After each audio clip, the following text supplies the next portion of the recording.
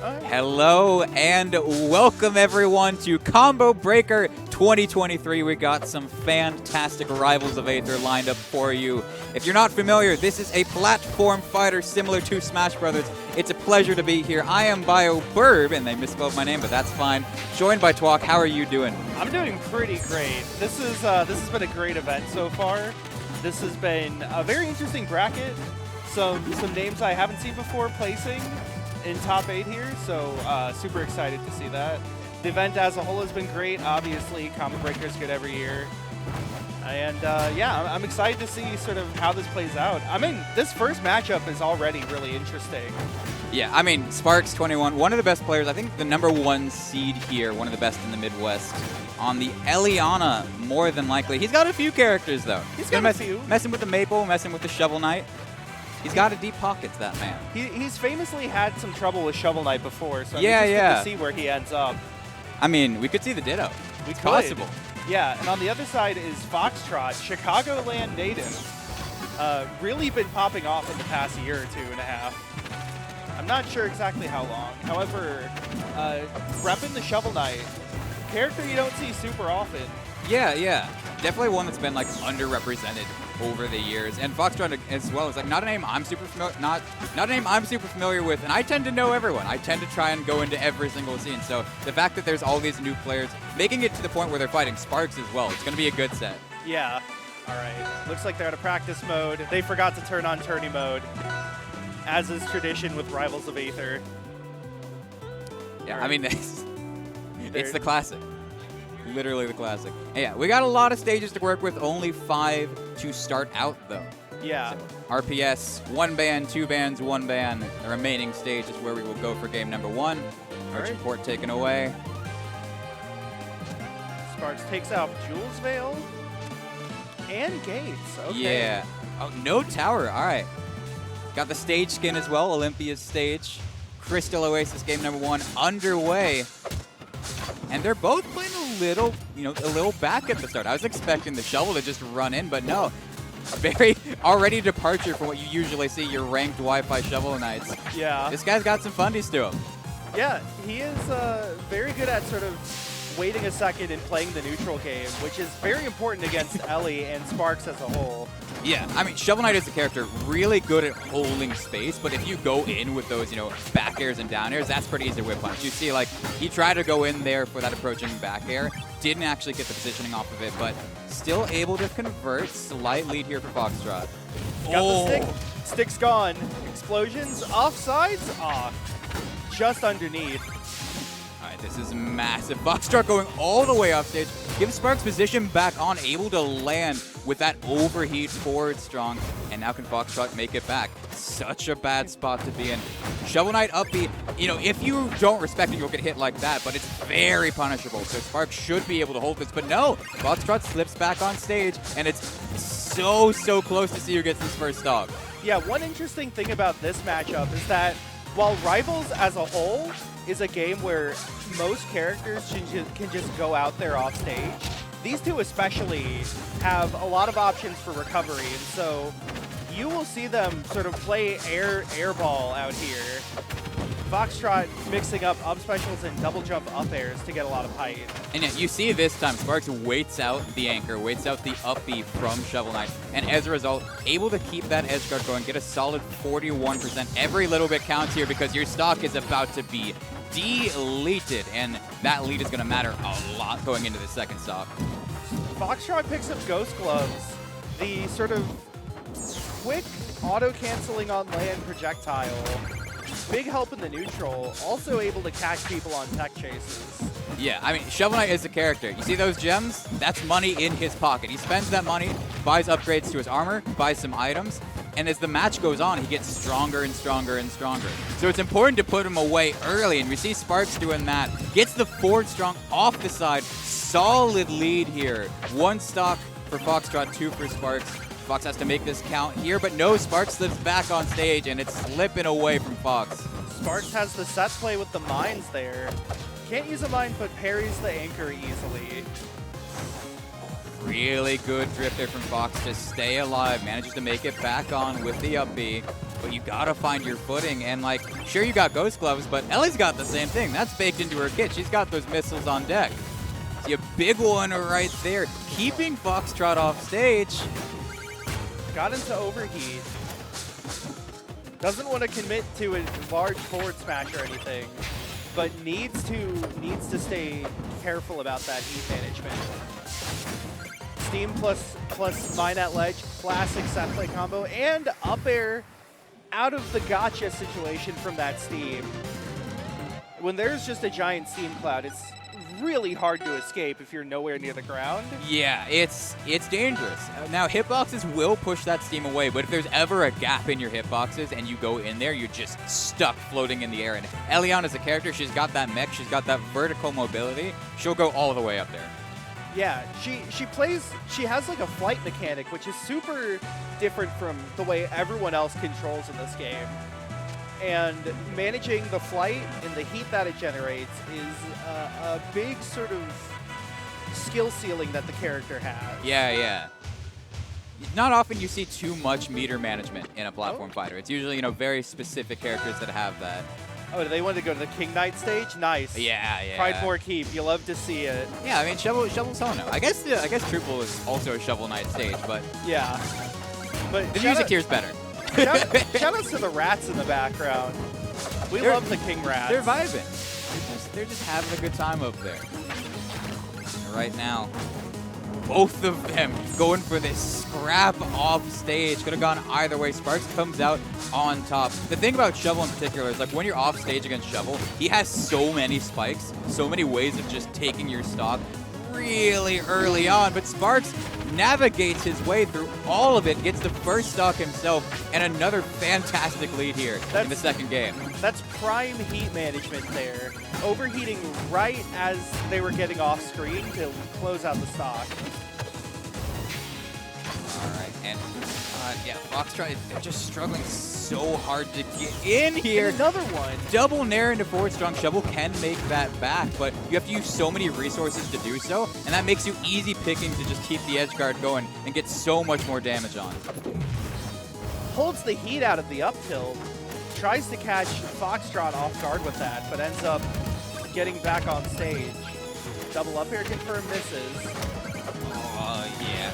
We're seeing a bit of panic here from Foxtrot. Yep. We're seeing dash attacks the wrong direction. Strong attacks coming out left and right. They know they got to make something happen, but fully charged still isn't enough. Eliana is able to hover off stage, wait the entire duration out, and now 2 stocks up. I mean, what do you do here? Parry up. There's no up strong. Just pure panic on the up tilt. That should have been the stock, and it's looking like curtains here for Foxtrot. Got the shakes. And, I get it. Sparks, I think it was 22nd on PR last year. Yeah. 22nd or like 15 or something like that. I might be mixing them up with Bookworm. But either way, fantastic player. The nerves are completely understandable. But it's looking like that's going to be the downfall here for Foxtrot. Off stage, 114. A good read from Sparks. Get that overheat strong attack. Will close it out. Sneaks in with the propeller dagger. Goes around the chain and does not quite manage to get Sparks off stage. Some fantastic DI on Sparks' side to survive those dares. I think this is it. Missile Nair. No, good DI from Foxtrot. Hanging in there. Reverse sour dare. How much good will it do? You got the Ghost Gloves, but it's one read. One read from Sparks. Oh my god. Can I just comment on how incredible that missile wrapping was? Yes. So you can control missile as long as it's out, even while you're pressing other buttons or in hit stun. And so Sparks just kind of kept looping it in a circle, knowing that Foxtrot had to go up there eventually. Oh, man. The rare forward air KO off the top from Sparks. 200%, there's not much that won't kill at that point. Yeah, and at that point, even if you survive it, Sparks probably has an up air queued up on deck. Just next in the commentary. Yeah. I mean, the thing for Foxtrot there is, like, they'd go for dare off stage, but because they're, like, drifting forward, they'd get the reverse hit every single time. And with Shovel Knight, it's really important to keep your opponent in front of you off stage. So if you're, like, going way far out there with the down air and you just go past them, hit the back hit down air, you get rid of the edge guard. It just stops there completely. Yeah. So I mean, it was a good effort getting Sparks off stage that often, but just a little bit cleaner execution next time. We'll probably see a bit of a closer set. Ellie, being a big body, also has a wider hitbox, or hurtbox, I mean, which means that the sort of dare kills are a lot less consistent. Yeah, I mean, when you're in mech, you're the lightest character. When you're out of mech, you're the lightest character in the game. When you're in mech, you're still pretty heavy, but you're floaty is the thing. So that influences, you know, how you bounce when you get hit by a down air. That kind of floatiness changes how fast you fall out of that. Yeah. That's why characters like Crag in particular, or even like Zetterburn is a pretty fast faller, it can influence that when you're getting hit with, you know, how quickly you go down. We got a couple of gamers coming up next. This is the beautiful thing for me about going to, you know, regionals and majors like this is I get to see people who I'm not entirely familiar with.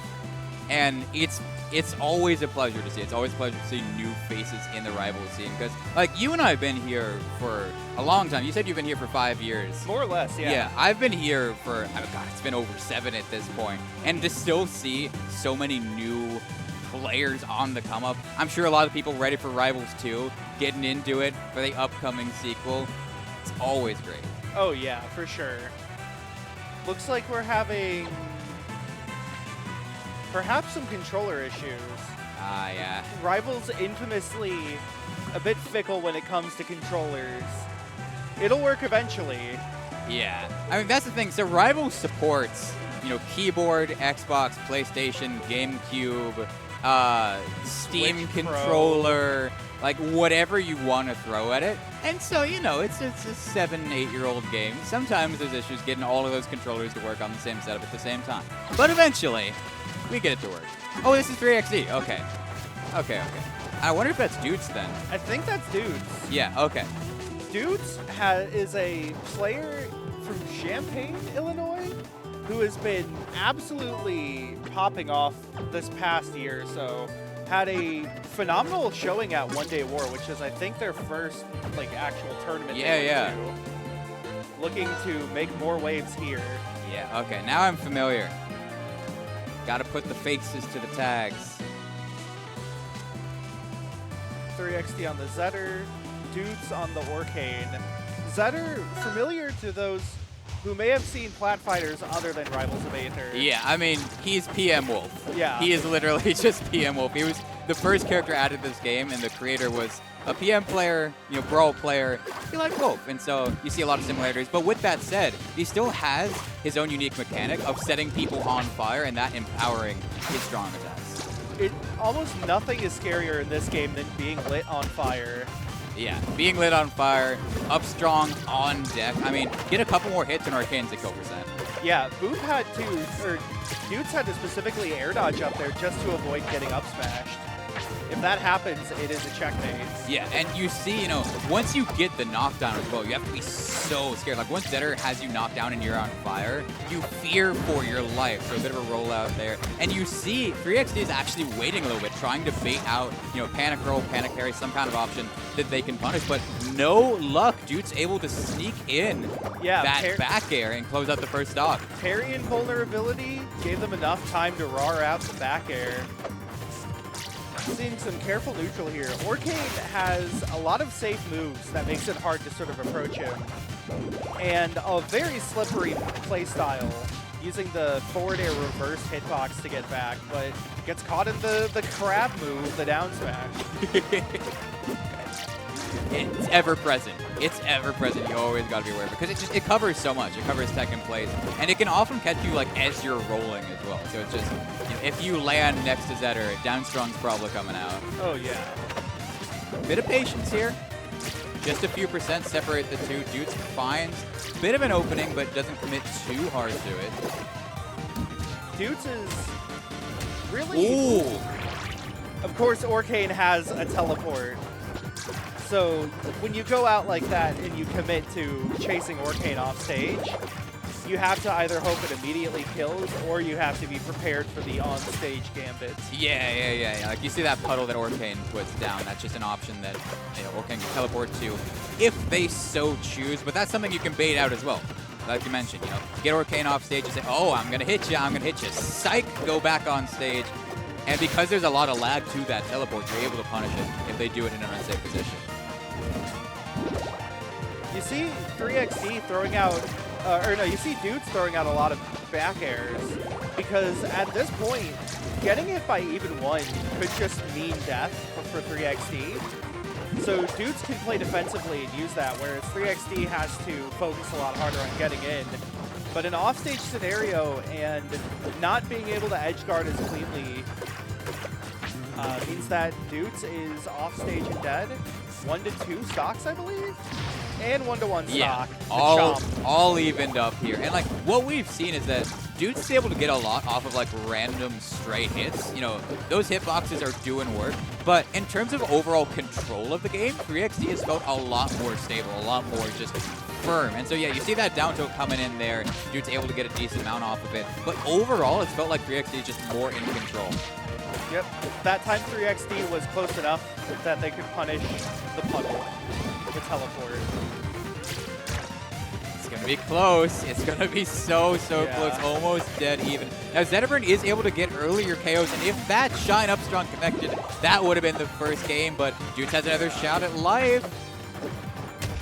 Parry for either of them will do it. Really good drift to stay alive at the very, very end.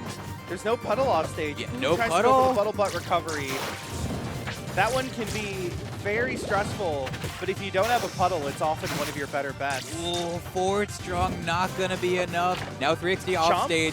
You got to rinse and repeat here. This is your moment, dudes. Don't let this slip. It gets rinsed. Down, strong covers all the way up there. Yeah, if you do a strong attack over that puddle, those strongs go far. It grows. They get big.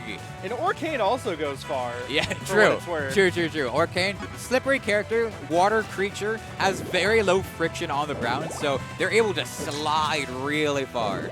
You see dudes doing some fun tech here. Some nair bounces, some bubble butts as they call it. That reverse aerial rush, forward air, backwards momentum. Ooh, 3XD more Shovel bring out a Knight. counter pick. A swapperini. I do know Orcanes hate this matchup. Orcanes absolutely despise this matchup.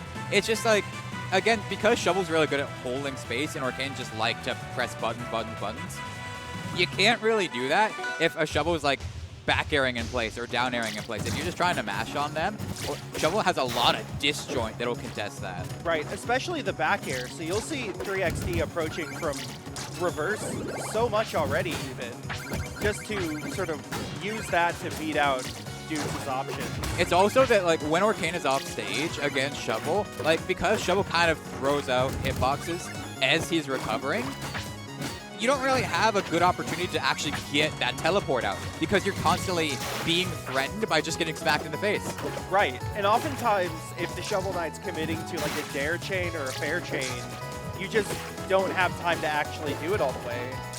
You will get counter hit. I love the patience there from 3XD, but you saw as soon Heller Dagger, fair.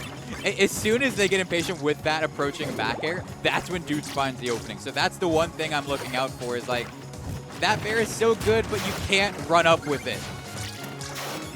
Gear is an interesting choice. Talk to 3 different Shovel Knight mains, and I think they'll all 3 have different opinions on the items you pick up, especially the neutral special. Without any sort of upgrades, it just collects money that's sort of in a radius around Shovel Knight.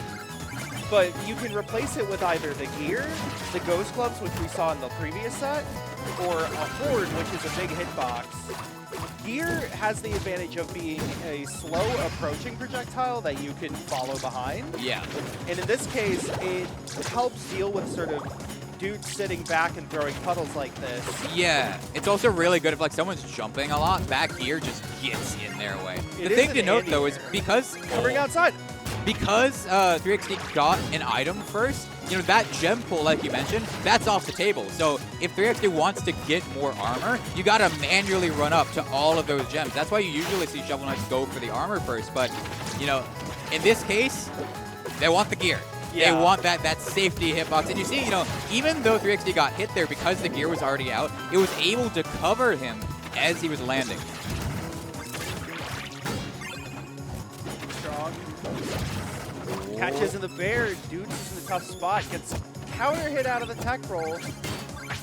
There's that spike coming out, but no follow-up. Dudes went the direction of the stage and was able to avoid a rough off-stage. Yeah. Also, we do see some of the downside of gear is if you just throw it out from across the stage, that's a free parry. And in this game, parries reflect the projectile. You see right there, the gear hit Shovel Knight because Orcane was able to get the parry off. So you got to be careful. You can't just throw gear out willy-nilly. Otherwise, suddenly, your projectile is your opponent's. And there's momentum mail. Shovel Knight now has greatly reduced ground friction to the point where his dash attack carries him extremely far. Farther than his default wave dash, I'm pretty sure. Yeah. Once you see that dark armor come out, it both, decreases the friction, also Shovel's a little bit heavier now. So some of these strong attacks from Orcane, you're going to need a bit more percent before you actually close out the stock. And when you're on a last stock situation like this, that's going to make a big difference. You see there, I'm pretty sure 3XD was trying to bait the parry for gear and caught dudes anticipating the gear instead. So there's sort of a rock, paper, scissors with that, a game of chicken, a gear chicken. All right, dudes, you are down, but you're not out. You still got a game to work with, and you can still make this comeback happen. You just got to be patient. You can't run into those gears, because 3XD is pretty telegraphed in how they're playing neutral at this point. Throw out gear, go behind it. Tries to get the sweet spot on the up special. If on the startup of the move, there's sort of a small circle at the very tip of the anchor that will sweet spot and kill really early. And one of the sort of common B&B combos for Shovel Knight is to carry people off stage with fair and then up special when they don't expect it. That roll from Dudes was so important. Staying alive here. Potential to, you win this game, the set's over. You don't got to worry about a game 3. And the forward tilt into up B conversion, closing it out 2-0. What a solid finish there from Dudes. The awareness of knowing where your puddle is and knowing how to get the opponent there. Yeah.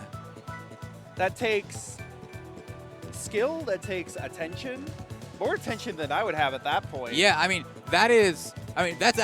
these two not these two characters, but Zetterburn and Orcane are the two oldest characters in the game, and going all the way back to when the game first dropped, forward tilt up B is like the classic.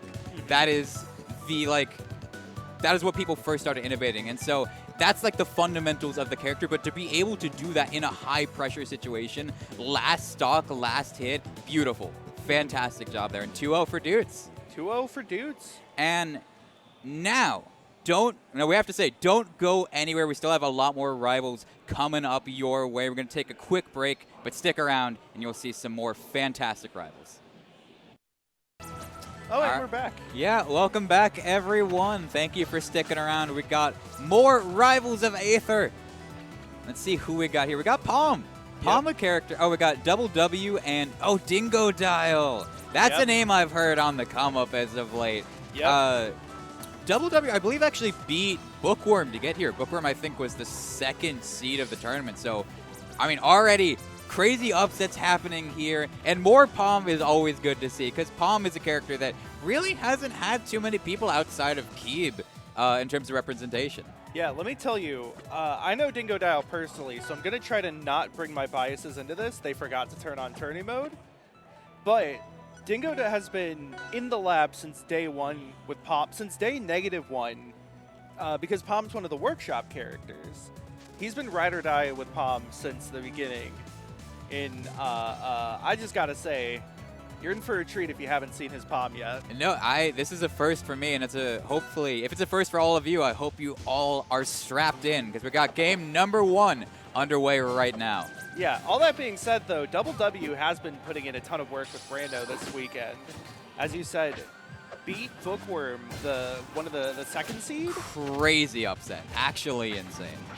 So has a lot of momentum riding into this match. Hopefully their hands stayed warm enough for both of them to, be at peak performance right now.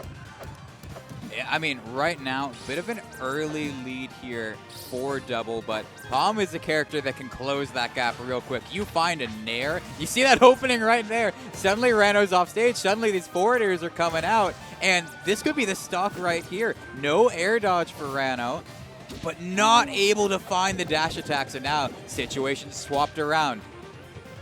Dingo's in the air, has to sort of play very patiently up there.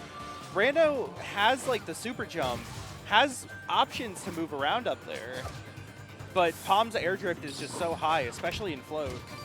Yeah, I mean, right now, you got to be looking out for Dacus. If you are Dingo right now, like that's the one thing that just seals the deal. And like that. Full charge. What did I say? What did I say? First stock, going over to Double, and keeping it going too. Finds that command grab tongue. Gonna rack up a bit more percent, but solid down strong. Closing things out before things get too out of hand. Very close first game. Seeing some combos, as they call them. Using the notes for heavy sort of set play off stage there. And of course can wait out the anti-recovery options there. Palm's sound field is, it gives you free range movement, 8-way flight, full on Marvel 2 style, while you're in the zone of the song field. So you'll often see Dingo save it for exactly when he needs to actually recover. Similarly to how Ranos will often keep Bubble away until they need it to recover and do like some tongue shenanigans. Speaking of which, oh, this is the question right now for Doubles. Can you actually close out the stock? Yes, you can. That was the fear is you got that lead early on, but then Dingo suddenly says, "Hey, I got an opening. You're off stage. This game's completely even now." And we're starting to see. I was going to say it was going to be similar, but no.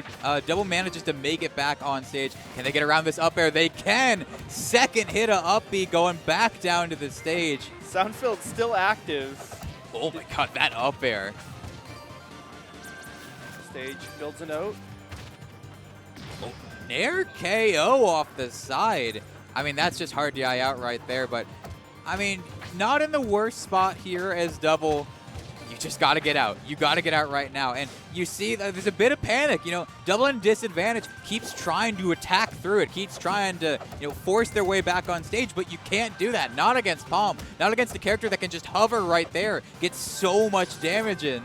Have to keep an eye out on Vince as well. The bodyguard for Palm does his work, earns his paycheck in tenfold here.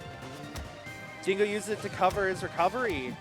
Oh, that could have been up air, up strong. This is so close, but I guess just bad DI. I guess the mix-up. It was like a note and decide me there or something like that, and Dingo dial.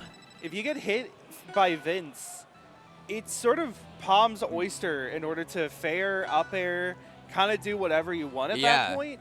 Even if the platform was close enough, could have gone for any number of strong attacks. Yeah, Vince into imagination. So you have to really hard commit to your DI at that point. I think what's really interesting about this matchup is like command grabs in Rivals are very few and far between.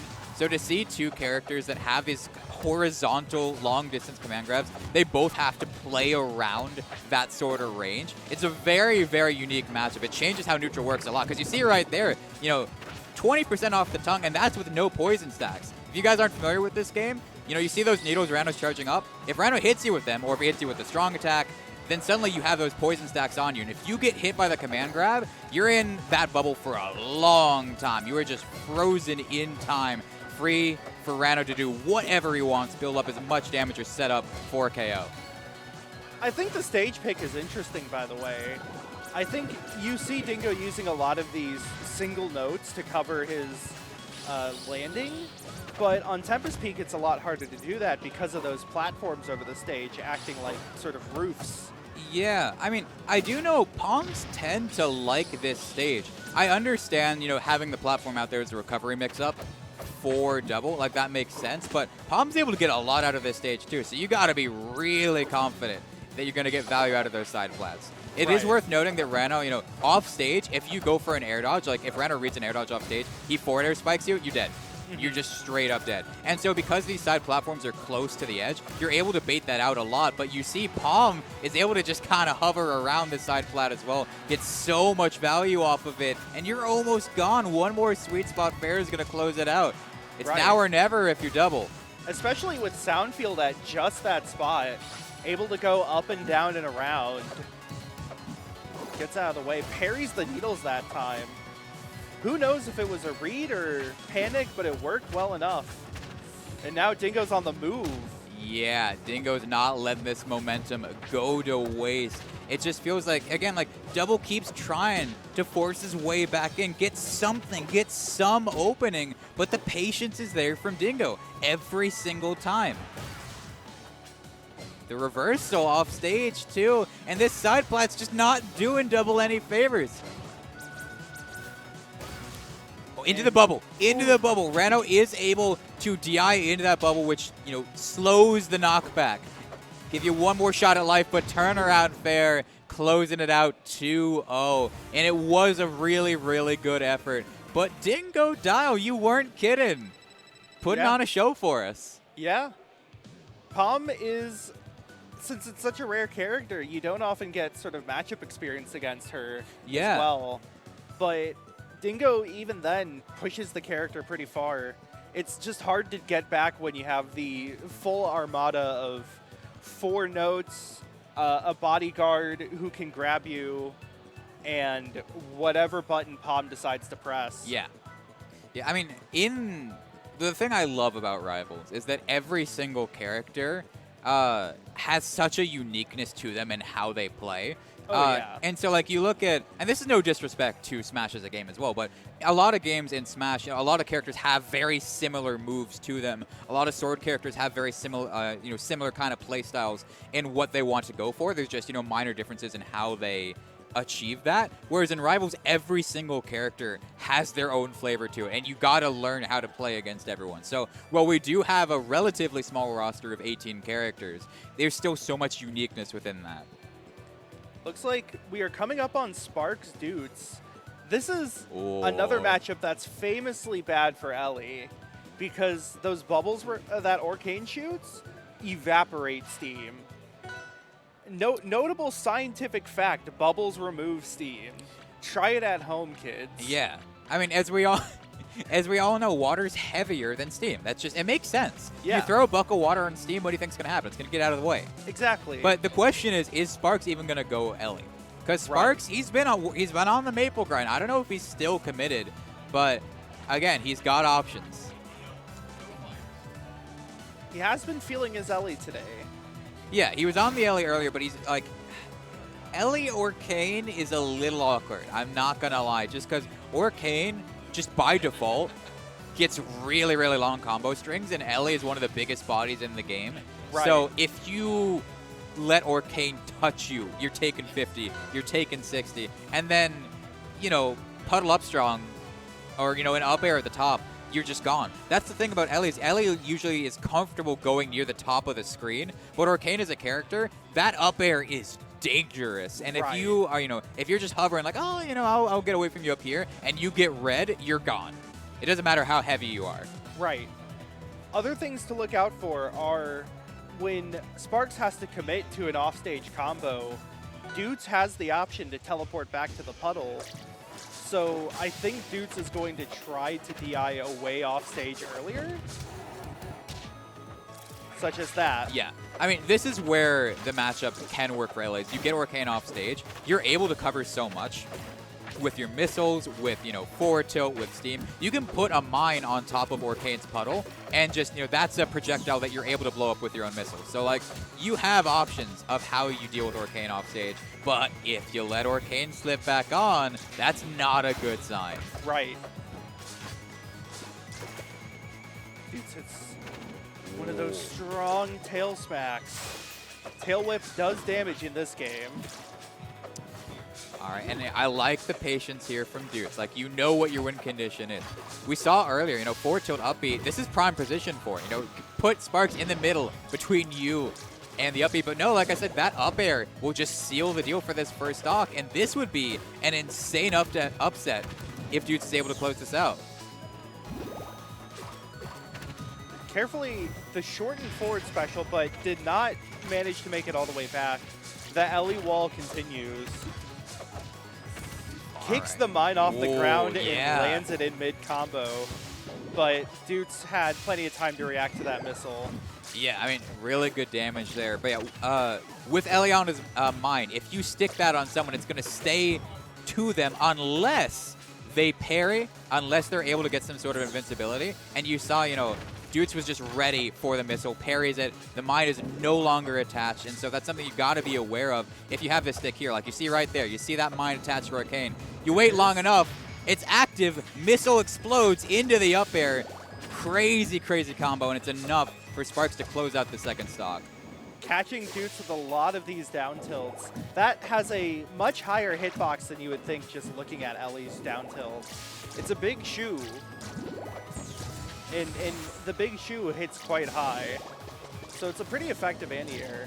Yeah. There you saw Sparks trying to use Steam just to sort of keep him afloat a little longer, not get overheated so quickly. And the bubbles from Dutes' fair ended up getting rid of it all. Good tech, but that reverse bear was beautiful. Sparks going for it all. I respect the effort, honestly. I really do, because like that reverse bear was sick. You're feeling yourself after that one, but maybe a little bit too hard. I mean, it's looking grim for Dutes, but like we said, Arcane can get so much off of one opening. Sparks already at 50, and if there's another shot, this could be game one going to Dutes. Sparks is getting high on heat. He's overheated now. Either has to stay like this and risk off-stage play being horrible, or get rid of it sooner than later. Just going back to stage with Sparks in the corner. Bad DI on the forward tilt. And game one goes to Dutes. Dutes saw that Sparks' defensive options were down. Went for the kill. That's what you got to do, that killer instinct.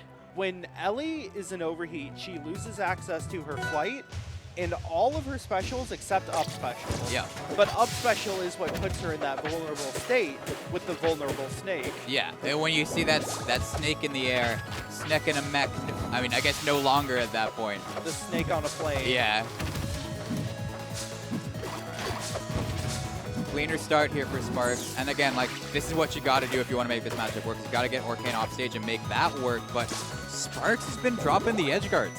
Sparks has just not been able to keep it solid. Just, you know, pressing a button too early. You see there, like, he's fishing. He's expecting Dutes to go back on earlier. But Dutes isn't biting. Dutes makes it back on, finds Puddle up strong, and suddenly, this could be a 2-0 lead for Dutes, but Puddle doesn't make it back on. Yeah. No Puddle, no Orca Hop. Parry Steam, though, that's an option. And that's so crucial. If you're Sparks here, like, you needed that. You don't want to let Arcane run away with this. Yeah.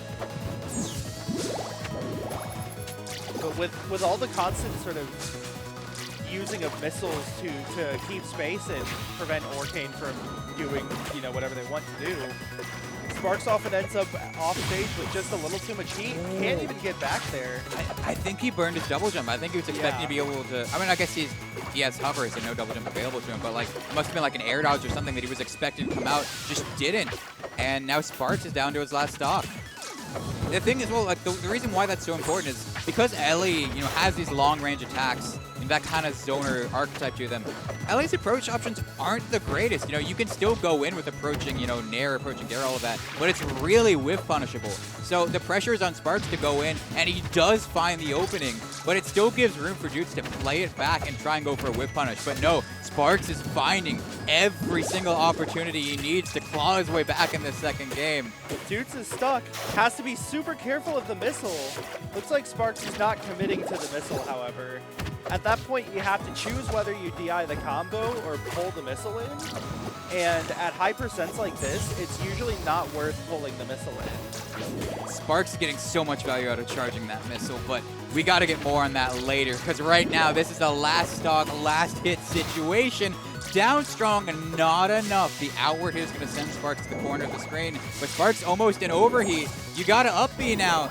Oh my god, no, he got a little bit of boost. That downward strong just getting him to the corner, but read cold from Dutes 2-0, but this is top 8. This is best of 5. We're not done yet. Still potential here for a reverse 3-0 because these games are so close. Will they run it back to tower a third time? Nope, we're going to Pridemore Keep, baby. I mean, Sparks is getting a lot of value, like I was saying, out of that missile charge, because you can do just the standard missile with Eliana, just that small one. Or you can charge it all the way, get a massive one, does like 20%. And you can mix your opponent up. If they think you're just going to do a normal missile, you charge it up all the way, they parry, there's a lag on that parry, so they can't parry the big missile coming at you. And so Sparks is able to get a lot out of just little interactions like that. But overall, Dutes has just been outplaying Sparks in neutral. You can also just hold the missile and then not charge it all the way, if you so wish to. But down tilt up strong with puddle boosted, I believe. Able to take Ellie off the top. This stage has a pretty short top blast zone. Yeah, just go for the tried and true. Up air, up air. That move was nerfed. Sparks still making it work. It wasn't nerfed as hard as most people think. All the Ellie mains know it's still a real move, especially if you fail to DI it correctly the first time. All right. Oh, Sparks finally makes it back on. This lead is minuscule right now. And are you able to wait at the ledge? This time, yes, but Sparks goes for a missile instead, doesn't wait for the option that Dudes does when they get back on stage, and so we're back to neutral. I think what happened was Sparks was reading parrying the forward special. Yeah. And Dudes got stopped by Steve. And so Sparks wasn't ready to missile the mine that he had set up before. Ellie has what in some games they call ledge trapping, where she has these really strong edge guard setups where you kind of can't get back safely. And Sparks has been trying to implement those here. Oh. Yeah, so Dudes wanted to go for that up B cancel, go to the ledge, and then go to the wall and then up B after you wall jump. Because in this game, once you do an up B, you can wall jump, and then you're no longer just in freefall. So you can do up B, wall jump, up B. And that's what Dudes was going for, but not able to make it to the wall. Dudes was expecting Sparks to just be able to kill them if he went to the puddle right there. Reached for the tech, but didn't quite reach. Dudes has an opening now. Yeah, it's not looking good. And you got to be careful for that up air. Again, Dudes has gotten so many of them this set, and Sparks is at that percent where an up air read will close it out. You see Dudes is already going for it. Up air, up strong. So much will just end Sparks' winner's run right here. The parry should be enough, but no, that down strong isn't going to close it out. It's so close here. Sparks was out of overheat just in time to cover his approach back to the stage. Back air not going to do it, but can you make it back to stage in the first place? Overheat, that's such a bad spot. Down strong, not enough! That DI is insane from Sparks, going to be able to get the wall jump. And so now the hover's back. He can delay this a bit more. He's got to find a way back on though, but he hasn't touched. Finally able to up B out, but one down strong from Dudes will do it. You gotta be so careful. Oh my god, Dude's going all the way off stage. Sparks in overheat once again, but the down strong finally connects, and the 3-0 from Dudes to close it out. Dudes taking down another high seed here. Going into progressing through winners, Sparks knocked down to losers. Oh my god, my voice. Yes. We're not even in. This is winter semis. This is winter semis. Oh man. There's what, like 5 matches after this? I hope we see Wisp. I really hope we see Wisp, because Wisp versus Wowells was last hit game 3. Wisp got a he got like a 0 to death stock 1, and in the very end, there were so many opportunities for him to get like a forward strong, and he just didn't miss it. He just missed it. It was so close. It was so close. Wisp is my teammate, for those who don't know, so I have the full bias for him. Squawk boys go all the way. Well, I have good news, is that I have bias towards both of these players.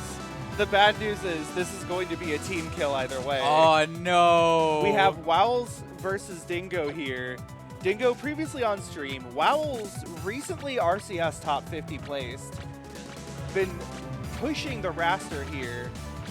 One of the sort of most well-known representatives of the STL scene. And while STL is a pretty good scene, it means that this is bound to happen at some point. We're going to see 2 air characters. 2 characters that like to be in midair, but I'll say one of them has a better time on the ground than the other. Yeah, absolutely. And like, I mean, the thing with Raster in any matchup is that, you know, you're going to be smacking your opponent around a lot, but if they find that one hit when you're at 60, you're gone. Like Glass Cannon to the fullest extent. I also want to note, these 2 play each other once or twice a week. So we're either going to see the highest level play or completely negative tier, like overflow Yomi levels of trying to outpredict the opponent. I mean, that's the best thing is like when you fight someone that you've played a lot, it's going to look really stupid, but it's just because you've played each other so much that like you know what the other's thinking. So it's going to be a good set. Exactly. Some fun movement there. Look at the palm, not quite dash dancing, now just throwing out the single notes. That's not just pressing neutral special, that's neutral special, cancel it, neutral special. It's just a little extra execution. Oh. Taking out the phones, taking off the hat. Empty your pockets. Keep all hands and feet inside the ride at all times. Alright, yeah, I'm not sure what they're doing. Maybe, can't be stage strike stuff. Or maybe they're flipping a coin. Here we go. No, rock, paper, scissors. Rock, paper, scissors, shoot. Dingo pulls out the rock. Bans version port. And yeah, WoW's has been around for a long time. And WoW's is someone who's always been on the cusp. Like, always right there about to, you know, get a big breakout event. Top 50 last season, ranked number 50. So, like, always right at the edge. As much as you can be. So we're going to see how well they do against Dingo Dial, who is having a fantastic showing so far. Yes, one thing important to note, WoW knows that Dingo respects the slipstream and knows how to play around it. Yup. So you'll see a lot more careful and sort of non-targeted slipstreams. Afraid of Dingo parrying it or crouch canceling and doing an option. Yeah, if you do not respect that slipstream, it's free real estate for Raster. But, you know, it's frame 1 crouch cancelable. Literally, you hold down, you can act immediately after. And even if it hits you, like, even if you're not crouch canceling, you can often just hit Raster anyway. So, like, if you don't fear it, it loses a lot of the power it has. And yeah, we see this first stock going over to Dingo, completely confident, taking the reins here in this first game. Wowell's trying to slipstream for better recovery and instead just said, no, you go the opposite direction, buddy. Wowell's, though, doing his best to chase down Dingo here. Raster Bear hits at such an angle that it's very easy to follow up into a number of kill options. Yeah. And Wowell's is very consistent at getting those. And I that's what I want to see right now. Like, what I don't want to see, like that dare forward strong, fantastic. But one of the things WoWs can tend to fall into is just falling forward strong. Just like raw forward strong. And that's like the Raster panic habit. If you start throwing that out, that's when your opponent finds all these openings. That's when they find that one hit that can reverse the entire game around. So we got to see more of that consistency, like we saw for WoWs taking the first stock. Right. Gets a hit here. Dingo uses the dare to just slightly nudge Wells out of the way. Being above Raster is also one of those scary positions in this game. All right. Look at the neutral, but no, as soon as you get impatient, Vince's loving arms are right there, ready to close it out. Raster's name was not on the guest list. Not at all. Dingo's riding that sound field back. He used to not move, but now it kind of carries Palm a little close to the stage. Yeah, get that momentum in there. And this is pretty close. I mean, raw forward air from Palm. Like, as I'm saying it, will close out the stock. You have foreseen the future. I have. And so this is where, like, WoW tends to say, oh, well, I just died to a raw move. Now I need to go for raw forward strong. And so I really hope we see this ledge situation. You got to have the patience. Back air solid. Keep it going. Got to wait for it. Dingo decides it's better to there just go to Sunfield, but yeah, slipstream forward strong. It does work. It works here. Every single time I commentate a Raster, it's always a coaching session. I can't help myself. I'm always like, come on, you can do this. Yeah. All right. Oh, Double parry right next to each other. That's what I'm talking about. These people are so familiar with each other. They're just so certain they're going to press a button. And I like the patience from Dingo. Just get a couple of hits, keep Raster at the side of the stage, try and bait out like a dash attack, something like that. Because as soon as, Raster messes up near the side, you get that forward air, you get Raster off stage. That's when it starts to get dicey for him. Using the back air boost, or the fair boost, sorry, a little bit.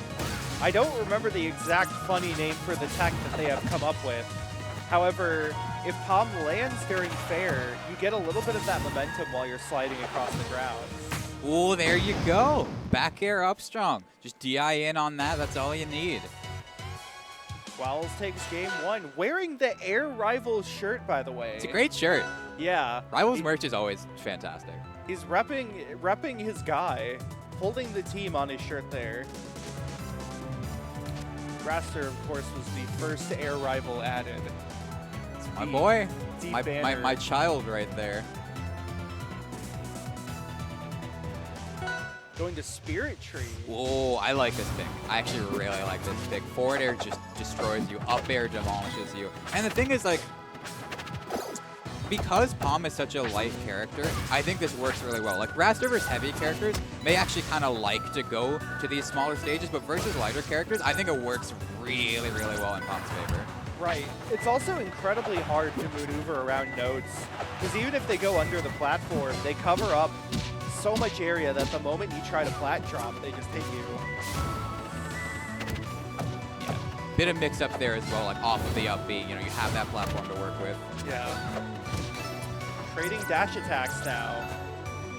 Well, gets hit by the note, but is able to sneak away from Dingo's position there. Gets caught in a forward air, up strong. It feels like off the top. It feels like Dingo's afraid of Wells when Wells is off stage. Like, it feels like Dingo gets the opening and sets up for the edge guard, but just gets uncomfortable, goes back to the center of the stage and, like, gives Wowell an out. And Wells will take that. Absolutely, every day of the week. Dingo lands a raw up air, catching Wells off guard in the middle of his movement. Wells, though, is very familiar with the parry timing for nodes. Becomes much harder to do when you know for certain the opponent's looking out for that. All right, good little dash dance. Just throw out some strong to make your opponent uncomfortable. Both characters have aerials that they can pretty safely throw out as pokes in the neutral. And both of them are trying their best to sort of, space them out well. But the difference is that Raster sometimes just has the extra movement and can catch Palm off guard like that. Yeah, absolutely. Like, if you go, for either of these characters, really, like, if you go into them, not great. Not going to have a good time. I think Palm in general has a bit better ways of approaching just because you have that float. You're able to kind of have, like, very low lag arrows on your approach. And so that's what was kind of making the difference here, is that Dingo Style is able to use that to find the opening. Like, again, you just got to be able to close it out once you get the hit. And that's where Wells has been able to pick up the slack, and that's where the difference has been made so far. Bear eats the slipstream. Up air into forward air off the stage brings us to last stock.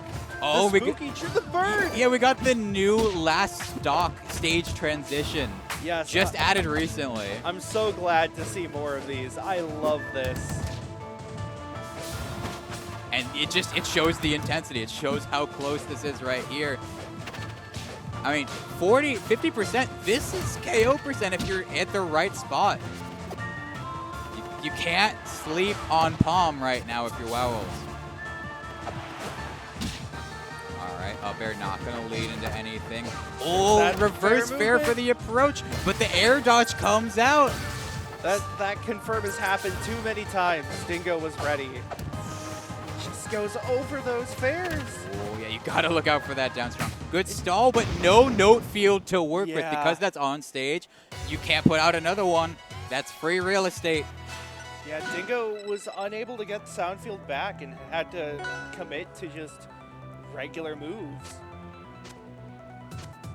All right, and so, yeah, 2-0. I guess he's 2-0 here Yes. for WoWels. On to forest floor. You can tell he has my blessing. Yes. I tried to make it fun there.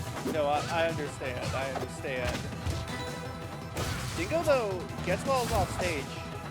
Uses the forward tilt. That's Forward tilt was insane. You never just see like raw forward tilt from Bomb as they call it. Yeah. Ooh, up air, yeah. Not quite killing. Raster Tornado eats the nodes for breakfast. Removes projectile. But just keeps him long enough off stage to get fair. Yeah, so like Tornado, you're not going to be able to do the usual like notes into fair stuff off stage. But when Raster's down there off stage, you just wait for the Nado, you wait for the up B, and then you punish landing for it. And like that's what you want to go for. So can Dingo find that adaptation? That's the question here. Saved his double jump to get out of the clap. Going Oh, for the up special. Yeah. So WoWels went for double jab, tried to bait out a roll into an up B on the ground. So you got to respect the effort there.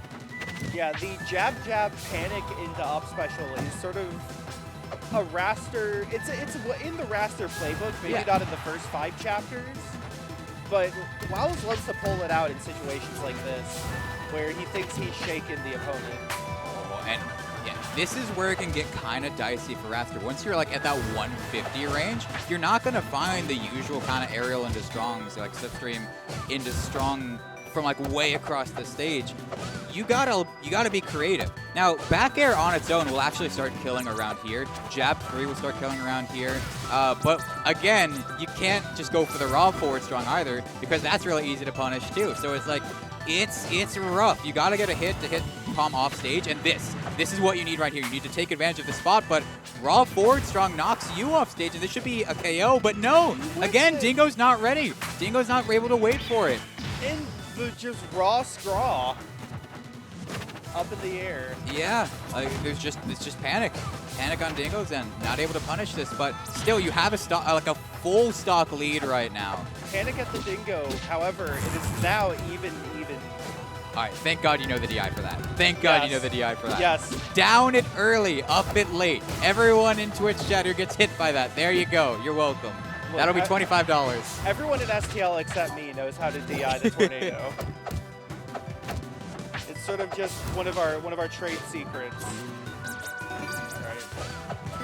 All right, this is looking really good for Dingo. I mean, full control here in this third game. Still gotta get 2 more after if you close this out, but you gotta be feeling good right now. Just go back to stage, and it's falling up air, I guess, from WoW. I was expecting to be able to do another jump.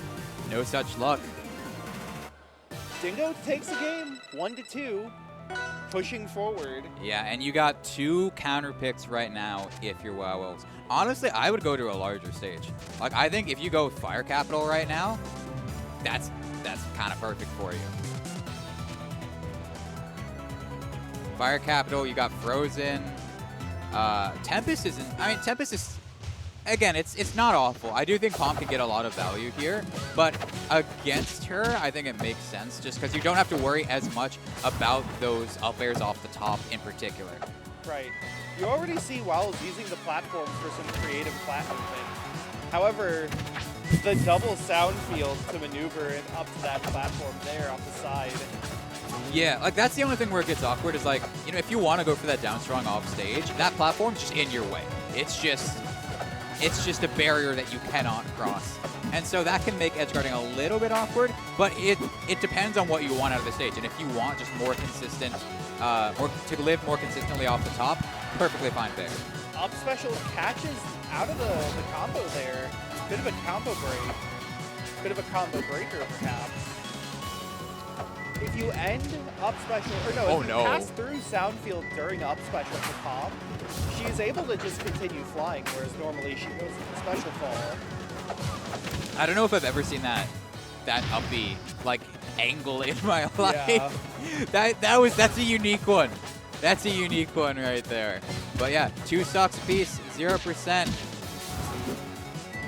Well, it was his counter pick, but it's still been relatively close. I mean, when you look at that last game, Dingo had so much momentum going on at the start. So in that sense, Wells is playing a lot better in this game.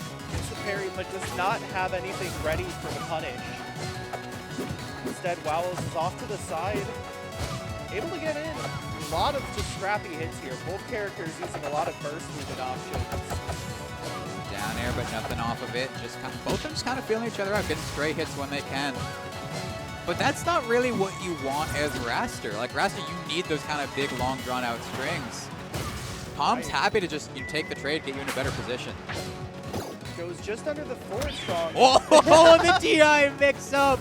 Yeah. The classic just stands there, goes to the other side, reverse up B. It could go anywhere. You don't know. Yeah, and like in that spot, you literally you just DI up, and then when you see which way you're going, then you DI in. Yeah. But Dingo Dial on the come up recently doesn't have that baked in, muscle memory. Oh, that could be forward strong, but no, up strong, able to actually save Dingo here. Goes for the double dunk Oreos, but does not get his milk and cookies. Back to neutral. Dingo has so much going on here. Yeah, that was a good parry from Wowles. This is looking fantastic. Should be able to close it out. Really good parry. Really good parries on those notes. Just no threat whatsoever. Able to turn it around. 3-1 for Wowles. But still, fantastic showing from Dingo. Still in the tournament, Wowles advances to winners finals. Dingo advances to losers quarters, I believe. And yeah, we're not done yet. There is still plenty more rivals coming your way. We're going to take a quick break, but don't go anywhere. We will be right back. Stay here.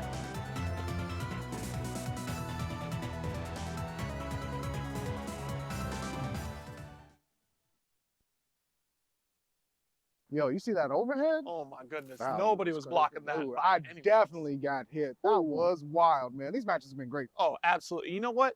We're about to take a quick break here, and Combo Breaker 2023 is still going on. Don't worry, this time we're gonna order for you. Yeah, we got you. Don't even worry about it. Be right back.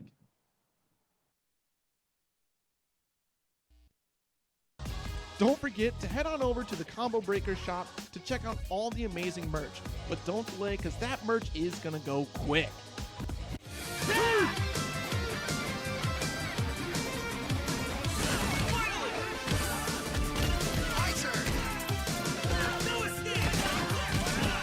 Out of my way. Here we go.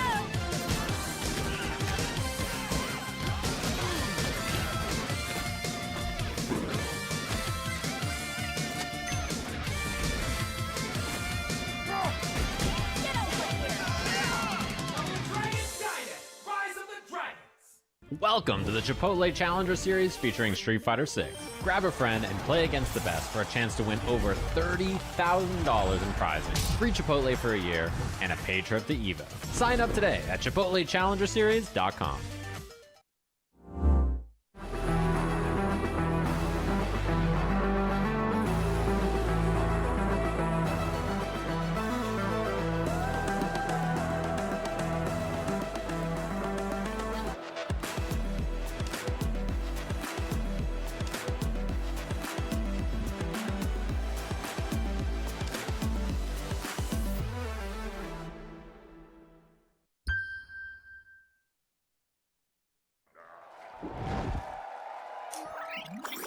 Red Bull gives you wings. 3, 2, 1, rush. Rush cancel. Parry. Burst. Maybe if Axie's able to get a huge opener. Okay, gets the grab, platform tech chase. Love the parry, baits the burst as well. Axie's in a great position here. Gets the hit, trying to follow up.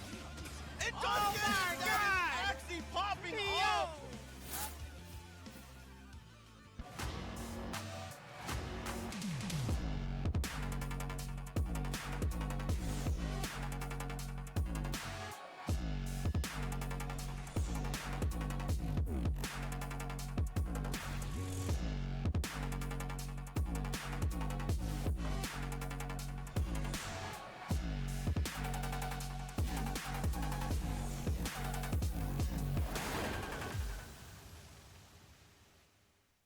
Check out the official Skullgirls comic series.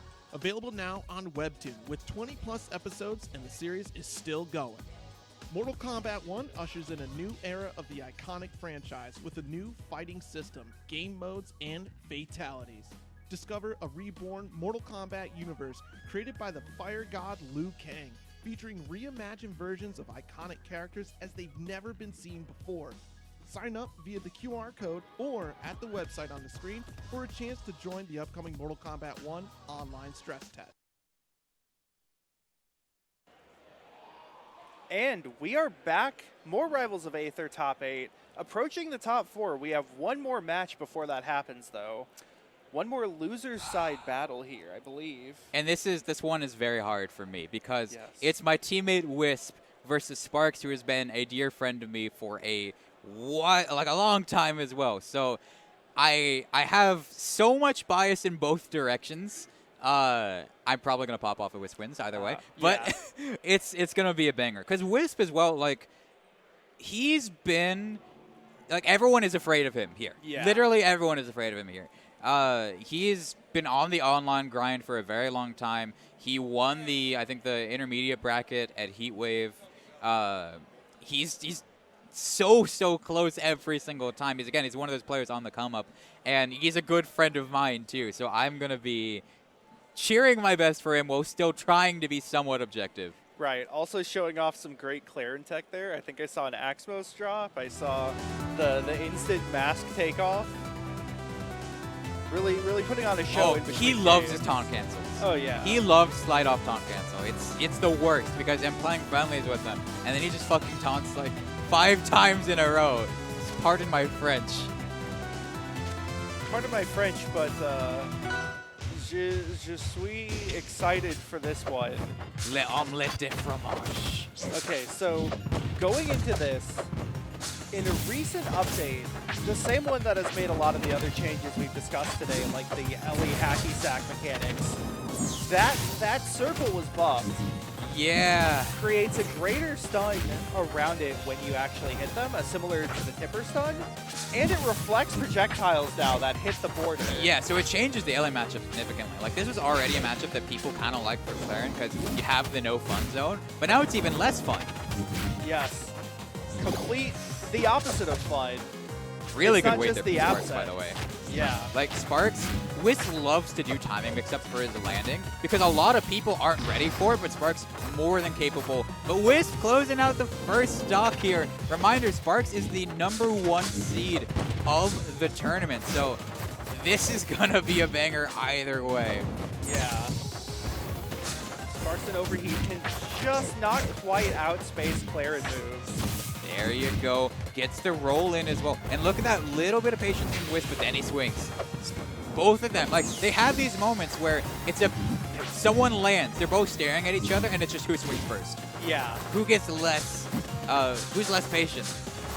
Wisp is normally relentless on this character, it seems, but knowing when you have to sort of take a step back, not get too comfortable and complacent, is so important, especially in a game like Rivals, where people move so fast. This could be big for Sparks, but Wisp able to make his way back. And that counter gets rid of the mine as well, so much value out of that. Look at the weight there from Wisp! Calls out the parry, forward strong, and what's really important is that some people will go for that, forward strong read, but they start the charge really early, so then people don't go for the parry, then people don't panic. But Wisp actually just sits there, waits for the parry, then does the forward strong, because even though there's no charge on it, it's still a tipper, it's still enough to get the KO. Right, there are recovery frames on parry, so it can be punished if it whiffs. And Wisp hit the whiff with a move. Oh, look at how much damage he's building up here. Even catches the missile out of hit stun there with the up air. Oh my god! He loves falling fair, by the way. I'm just going to say that. He wants to do fall up fair one stuff. But game #1, going to Wisp. Just dismantling the mech. Much of the way an EMP might. Electric Shock Sparks bringing out the counter pick. Yeah, that's what I was expecting. Alert. And again, like earlier, WoW, as we saw, is in Winners Finals right now. It was down to the wire versus Wisp. So Wisp holding his own with some of the best we have here. Sighting on bans. Always one of the toughest parts here because At some points it doesn't matter, but oftentimes there's a lot of tiny advantages and disadvantages in stage choice. I'm really curious how Wisp does versus Maple because like we play a lot, and there's one character in this game I can't play. It's Maple. I help him practice with literally everyone else, so we're gonna see how well he adapts, how much Maple practice he's gotten in elsewhere. But so far it's looking pretty good. 80% to 10 the start of this, but Sparks does manage to find an opening. Waits for the forward inspection, tries to catch up, but Wisp has the down tilt. Oh. Already used the wall jump. That's rough. Just a little too low to not snap onto the ledge there. All right, up there, really good spot for Maple, especially on this stage. You know, that Go threat. double dunk? Yeah, that threat of the uppie is there, so you kind of got to DI out, but then that leads into the double dunk. Damned if you do, damned if you don't. Even game here for game number 2. A real rock in a hard place scenario. Oh, I love the attempt there from Wisp. And the thing is, like, he can edge cancel that as well. So, like, it's relatively safe if he gets the right spacing for it. Sparks ran a little too fast earlier. Oh, grabbed the wrong direction. Could have been a lot off of that, but instead Sparks is taking control.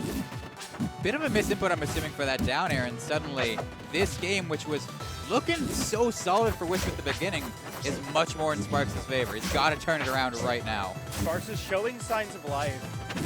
Able to get in a lot more hits this time. Not quite dying as quickly. No tipper means Sparks is still alive. Wall tech. Uses the up air. Oh, gets a little higher, but down strong kills off the top. I'm amazed there was no punish there from Sparks on that. That seemed like that should have been a recovery, but no. Wisp able to close it out. Fantastic job turning it around here.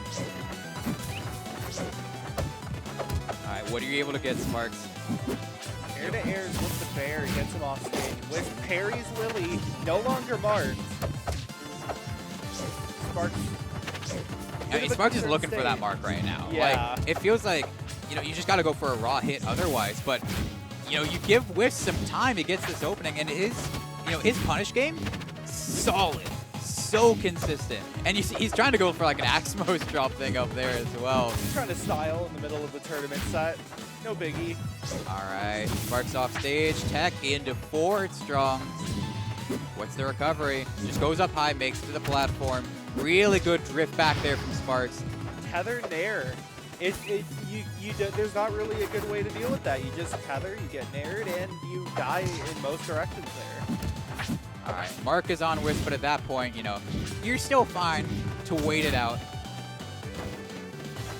Have the patience here. Up air.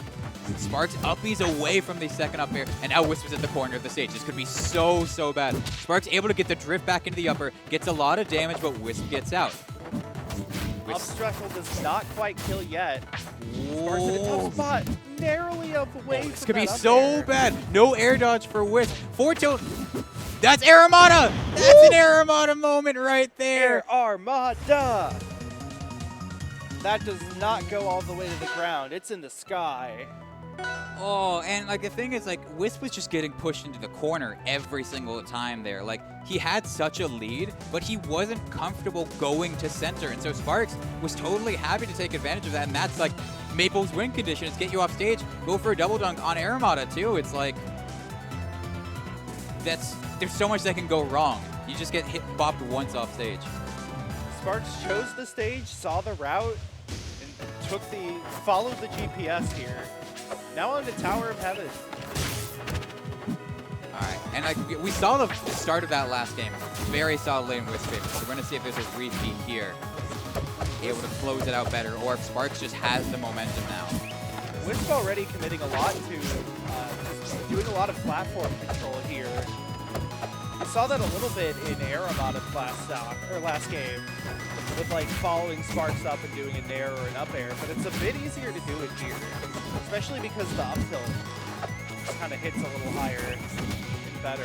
Yeah. The one thing I'm really afraid of is that dash attack from Wisp, because like that's kind of his just like, I don't know what to do, I'm gonna chuck it out move. And against a player like Sparks, you don't get to get away with that. That's just not an option for you. Yeah.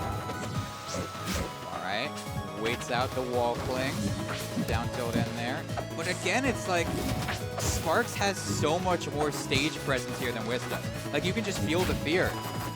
Sparks tried to go for the 2022 Maple edge guard technique. Oh, all right, Nair up air, gonna close it out. How long can you stay alive? This is the question. This is where Sparks was able to just be so on top of things in that last game. What adaptation have you made? Harry down strong, gonna close it out. Only 7%, but still, even stocks. Sure, you could have gotten more, but it's not the end of the world. I love Wisp just going over there and dealing with Lily for the moment. Like, I've got time. I can just put this thing away. Removes the plant, trims the weeds, catches the forward pressure with the forward air. Damage, yeah. And so resources back for Sparks, but so much damage lost in the process. Wisp has been living pretty comfortably. Sparks has not had a strong combo until now. Oh, and then there's the panic parry. And it's literally that one interaction just changed the entire vibe of how this game was playing out. Now they're on the stray hit mode. Oh. Tries to hit him into Lily again, but doesn't quite get it in time. Look at that low recovery from Wisp. And Sparks was looking for an air dodge so we could go for a fair there, but Wisp doesn't get it to him. But tether fair. You're over there now. Wisp is now down a stock, I believe. Yeah. All right. Parry on the Lily. Sparks off stage. Sour down strong. Maple's just at too high of a percent. And still living, though. How are you alive right now, Sparks? Able to get the dash attack as well. So much damage off of that when, like, Wisp is just trying to close out the stock. Fair, Yeah, double dunk! Whoa. It's still best of 5, but oh, Sparks is feeling it right now. A raw double dunk there. Going to game, what does that make this? 4? Game 4. The counter pick has been really shifting momentum here.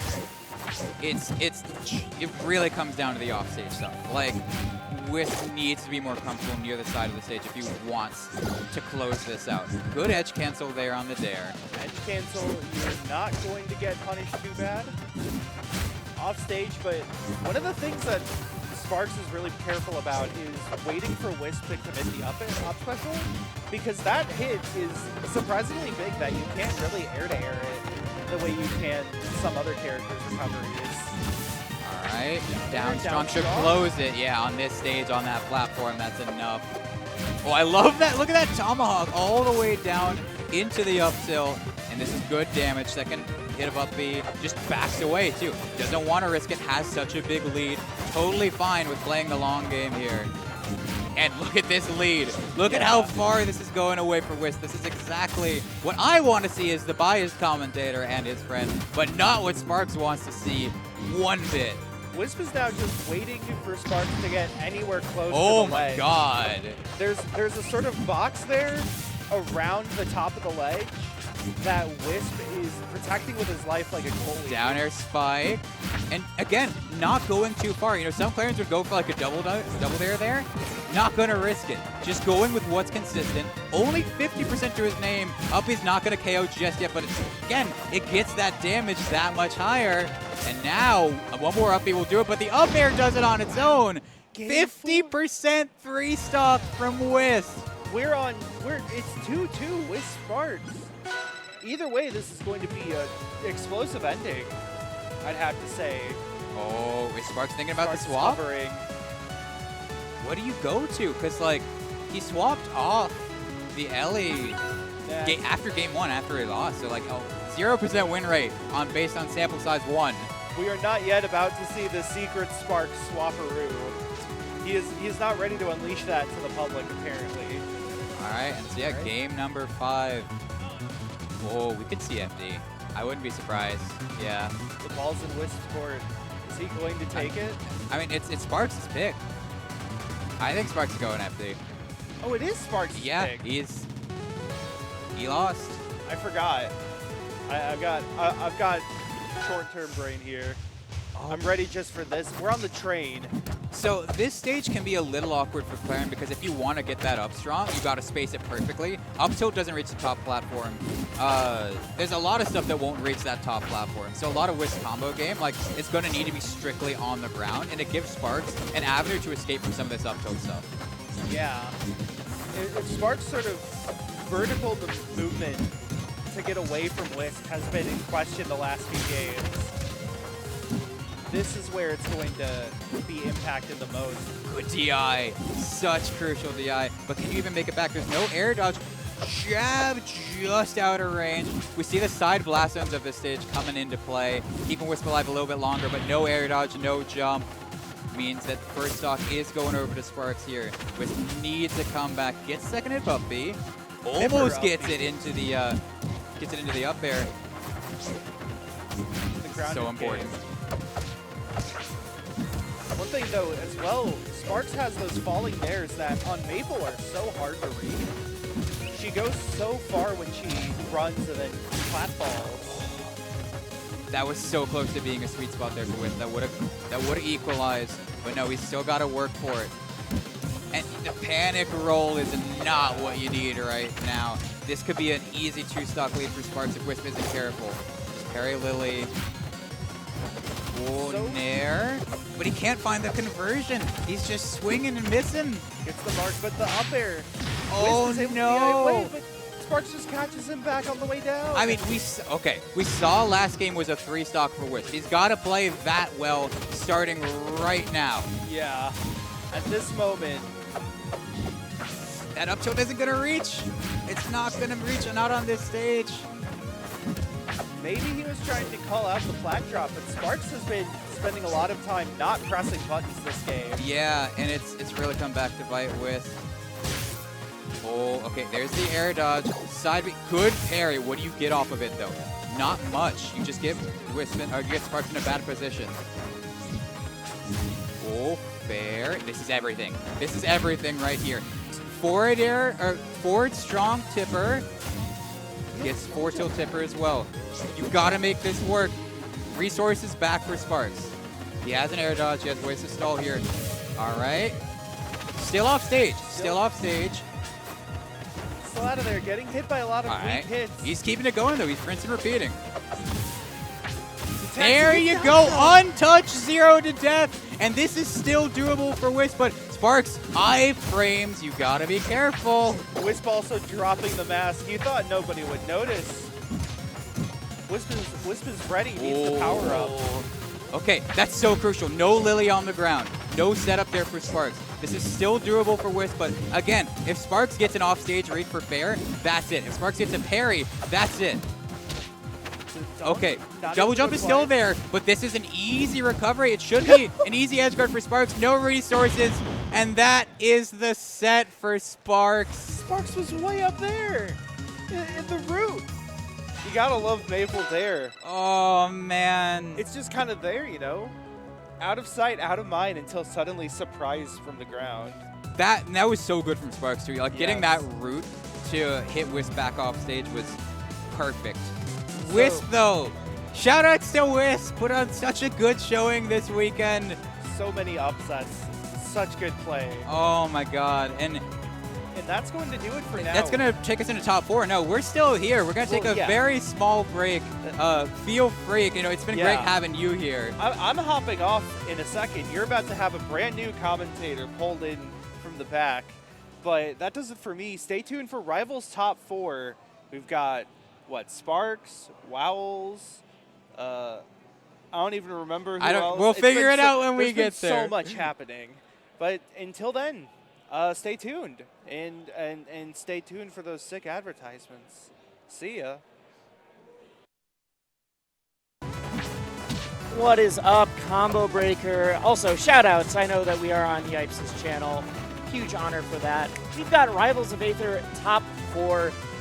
Been some massive upsets to get here already. It's been crazy. Yeah. It's been insane. Everyone, like, it's one of the communities, one of the all-in brackets. It's part of the Grassroots League.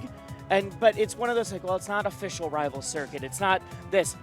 We have, like, top 10 in the world players who didn't make top 8. Yeah, no, like, it's insanely people are stacked going here. off. Even those that's like, oh, I haven't heard of this person. It's like, yeah, because they beat 3 top 50 players to make it to top 8. So you better know about them now. And in fact, we got 2 of them up. Wait, we got a Raster Ditto? We got a Raster Ditto in top 4? Wait, is this? Is Dude's Raster? I thought Dude's played. Dutes does play Arcane, Yeah. but apparently Dutes got the Raster Okay. as well. I mean, Dutes is what- one of the people I was talking about, has gotten one of those enormous wins over Sparks. Oh, the parry at the Interesting. start. I mean, Alright. not their character Yeah. of choice. You just don't know. That's Yeah. the thing about Raster Up is the air acceleration on that is really bad. Oh, and yeah. so if you get parried and you're going one way, you're going the whole way off Rasters stage. are really can move so fast in the air. A little bit of a harder time stopping in the air. Yeah, exactly. At least when you're in free fall. That'll Yes, do exactly. it. Tornado, not going to do it Yep. just yet, but it makes me happy to see another Raster use Tornado. Yep. We put some respect on the dude's name. Played at a wild Arcane earlier. The other Raster on the screen is Wowl's newly top 50. Yeah, number 50 himself. Oh, I didn't realize they were exactly 50. Yeah, I no, just knew they made literally top number 50, Okay. yeah. There we go. We get the scream. We get the purple. Yeah, 2-stock lead here for Wowls. I mean, it just seems like dude's just kind of going for it, just kind of going for anything they can Yep. find. But that's the thing about Raster is like finding the opening itself is usually the really hard part. The combos, you know, once you get a hit, that's a little simple, a little self-explanatory. You throw out some forward airs, throw out some up airs. But playing neutral to get to that spot is where a lot of the difficulty of this character can come in. And I mean, if Yeah. you're not at that level yet, you see the difference here. Wowos with a 3-stock game 1. I'm not gonna be surprised if we switch back to. Oh, maybe not back. Maybe to a different character. So Arcane mains despise the Raster matchup. I know. And I get it. I definitely get it. You can kill me at 55. That's all I'm saying. You know, just throw out a random puddle up smash. All right. Risk awards in your We favor. are But strictly sticking that to being old said, school rivals, though. That being said, I definitely get the Zetter pick. It makes a lot of sense. Like, we are sticking to the original release characters Now- only. now that being only said- Arcane, only Raster, only Fire Lion. yeah. But yeah, so Zetter is really good at like Yeah. air-to-air interactions with Raster. Like, because he doesn't really have a lot of range, but he has a little bit of disjoint on that. Zetter will also just make Raster explode sometimes. Yeah. What I mean is that like Zetter's able to consistently like find hits, and then because he has that empowered strong attacks, he's able to get kills really early. But this is the flip side: is when you're off stage versus Raster, it's not a great time. It's not fun. It's not. We'll say that. Not the greatest thing in the world. And so Zetter, like, you win this matchup through the stage. You don't have to go off stage for edge guards because you can just get 1 or 2 more hits on Raster, and then he's a kill percent up smash. Yeah. I know a lot of people kind of feel like it's hard to chain those hits together against Raster. Just, it's so light, super floaty. Zetter, one of the characters who doesn't care. Yeah. Will still be able to combo anybody. Yeah. Does not matter. All right, let's see here. Because unironically, right now, like Shine Up Smash will do it. Yes. I mean, hell, even just parry like a little bit of charge in that up smash. You will get do a it. good So bear up smash. yeah. There's a lot of things There's into a up smash. lot of things. They into all up do smash. end in up smash, though. It feels good. And It your does. damage is, ugh. This was my original main. This is still my. I'm just not feeling Ori today. I'm gonna go back to. I'm gonna go back to my primal ways Ooh. right now. All right, good roll read there from Wowos, closing out the second stock. I mean, character swap isn't really changing the outcome too much. No, it's still a it's not. 2-stock lead here for Wowos, and dude's just kind of struggling to survive. Wowl's not only a phenomenal player, like we said, just got top 50, but also does very well at Midwest Regional specifically. Yep. Oh my god. This is gross. Yeah. This is gross. I mean, Dude's just laughing. you have to go Arcane now, right? There you Yes, go. there we go. Because again, like, Bring him out. I understand. Like Bring out I the agree whale that dog. it's a good matchup for Bird, but it's not like Arcane's helpless here. Like Yeah. again, up air, down strong as well. Like it's already good against everyone else. It's even better against Raster. Up strong, like you can make it work. Just don't get hit. I know That's everyone. all. That's all you gotta say. Everyone Don't get talks a lot about how in like modern fighting games, even the worst matchups aren't garbage. Like, you're not getting those 9-1 matchups Yeah. you did back on like the Genesis. Mm. But like the worst matchup in Rivals, it might be hard, but it's doable. Yeah, absolutely, Yes. 100%. You're not going in there being like, oh, this is an 8-2 matchup. Yeah. I have to play out of my mind. Or if you're on the other side of like, I can just hit the buttons a lot and it should work out. Yeah, and like we already see a lot more comfort here from dudes. I think Dudes just feels way better on the whale. Yeah. And like I said, up air around this percent will do it. That forward strong's not going to do it just yet as well because Orcane, really hard to kill off the side. That was such a good recovery. Yeah. I think it was very ambiguous. Almost everybody is going to be waiting for that side plat, and instead sneaks through and gets the reversal combos of his own. Has the lead, literally, I shouldn't say has the lead for the first time. Yeah. First time he took a stock the entire set. Very good point, Wesley. Fantastic point. And yeah, now the onus is on Wells. How are you going to close this out versus Orcane? Bubbles is a good way to start. Nair 1 forward strong, I love to see. Already had the slipstream out.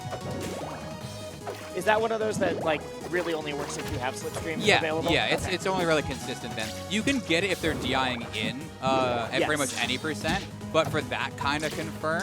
Where it doesn't matter if they DI in or out. Yeah. Okay, and even then, because it was at the side of the stage, everyone holds in there anyway. Right. So you have the I'm getting hit by that every day of the week. You have the confidence to go for it no matter what. That's even more important. Oh, jab. I like that. This is fantastic from WoW. Just getting a couple hits in, waiting for the option from dudes, and what a turnaround from the start of this game. Oh, 100%. The problem is, bringing that momentum back so late is always terrifying. Yeah. I know I can do it, but can I do it 3 times in a row? Yeah. I mean, this is... Or even this game. Down strong. Actually did it 87.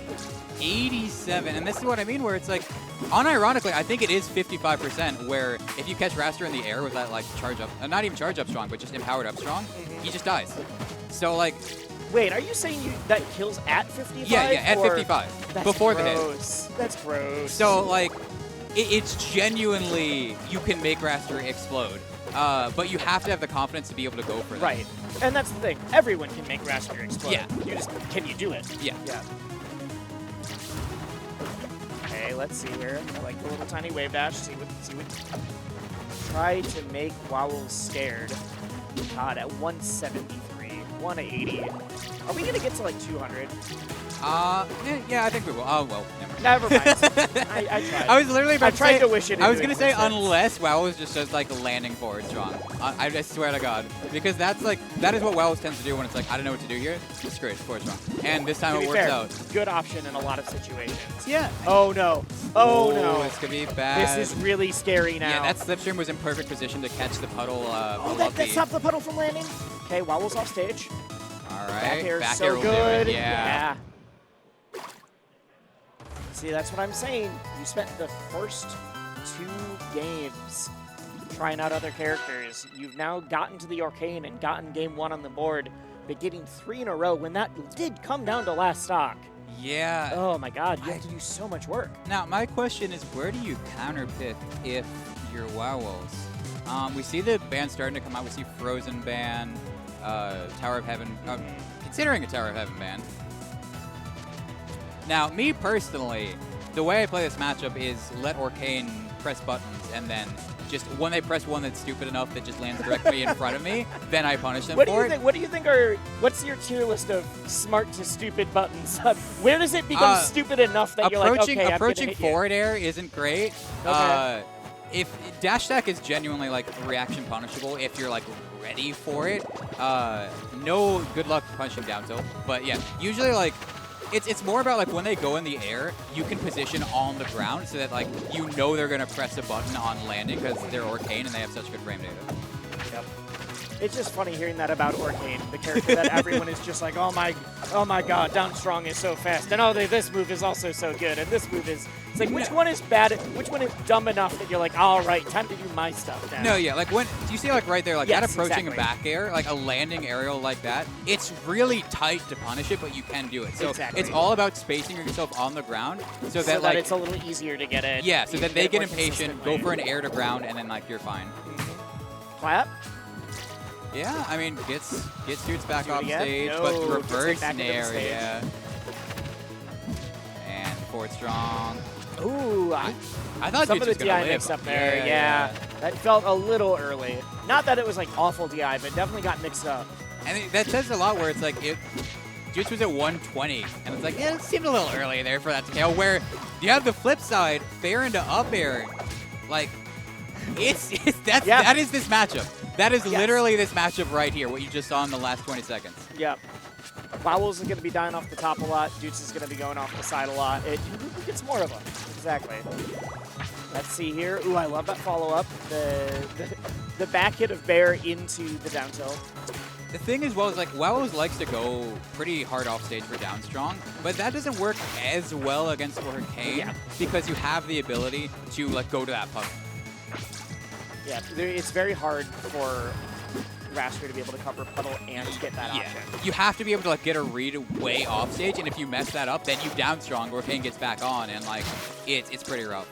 All right. Yeah, the get out of jail free puddle is amazing, but also is that's the toll you pay for having a much weaker normal recovery. Yeah, and I mean, one more hit into down strong. Literally, that's all you need. So there's the back air and kill percent right now. Let's talk about Arcane back air for a bit. It's a move. It is. Every time I get hit by it, and it does not matter which hitbox I get hit by, I'm just like, oh, right. You remember? Oh, my God, that move. You remember when they buffed Arcane back air when it was already really good? Good times, man. Good times. Ooh, puddle gets pushed out. I really like Wowos has been doing a great job of. Oh no, misses! Miss and forward strong. I mean, that's an up tilt. Like, you can literally wait for the end of the lag, and you don't even have to risk like messing that up. But suddenly, dude's second shot of life and able to get like 35%. That's half your health right now. Yeah. That is, if you look at this as a life bar, that's half of it. It's a life bar building up meter. All right, never mind. Let's drive rush out of the corner. Puddle up strong. Puddle up strong. Do it. Puddle up strong. Are you? Do it. He will die. I swear. Are you just wishing this into existence? It's what I'm doing right Okay, now. all right. I need the vindication of every time I've gotten hit by that. Look, Wowos are getting hit by it too. It's not just me. Yeah, I mean, this is like... Oh, how did you find a nair there? Okay. Or the dare. This is still completely doable. Really good wait for the roll. Like, Wowos is so on top of tech rolls. It's whoever gets a strong punish first. That one found everything except for the finisher. Terrible spot for Yipes to be in. Puddles away for safety. Wowos needs this pretty quick, actually, because this is around the percent where like, you can start looking for the playing that confirms into close strong. to the bubbles was so terrifying. Because bubbles, you want to be really grounded, and it's not. Close. Oh, it doesn't get a strong hit. It was forward strong, yeah. But like you see how afraid you are. Nair forward strong. Yeah, it's not going to do it just yet. Trying to threaten both spots. Gets hit by it. How are you alive right now? That looked like terrible DI. But Dudes is just pressing Oh God, any landed on the button puddle you too. Oh, when I saw Wowos land on the puddle, my life and their life flashed before my eyes. Like when Raster's in that. Oh my God, dash attack forward strong. But like when Raster's in that spot below the ledge, you don't want to just press out buttons because, again, you can wait for up B. You can wait for NATO. Both of those things are reactable. But what you see time and time again is that people try and do like a jab. They try and do like a parry. They try and like call out when Raster does an up B for some reason. But like if he's going to up B, he has to float back down and drift back down. So like that game kind of slipped away from Dudes, but still in losers finals. Like still guaranteed top 3 finish. Wowos going on to winner's side grands. Enormous for Wowos. Also, like a huge spot for Dudes to be in, even after that game. But that's what I was talking about. That you brought back the game after switching to the main. Yeah, and you wonder how it would have gone if they started. 3 times in a row is so hard. You have to wonder how it would have gone if they started with Rogan. Because you've not just given yourself the I have to make it.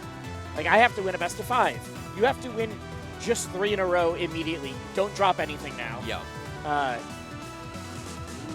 I wonder what they're trying to figure out right now. That's fine.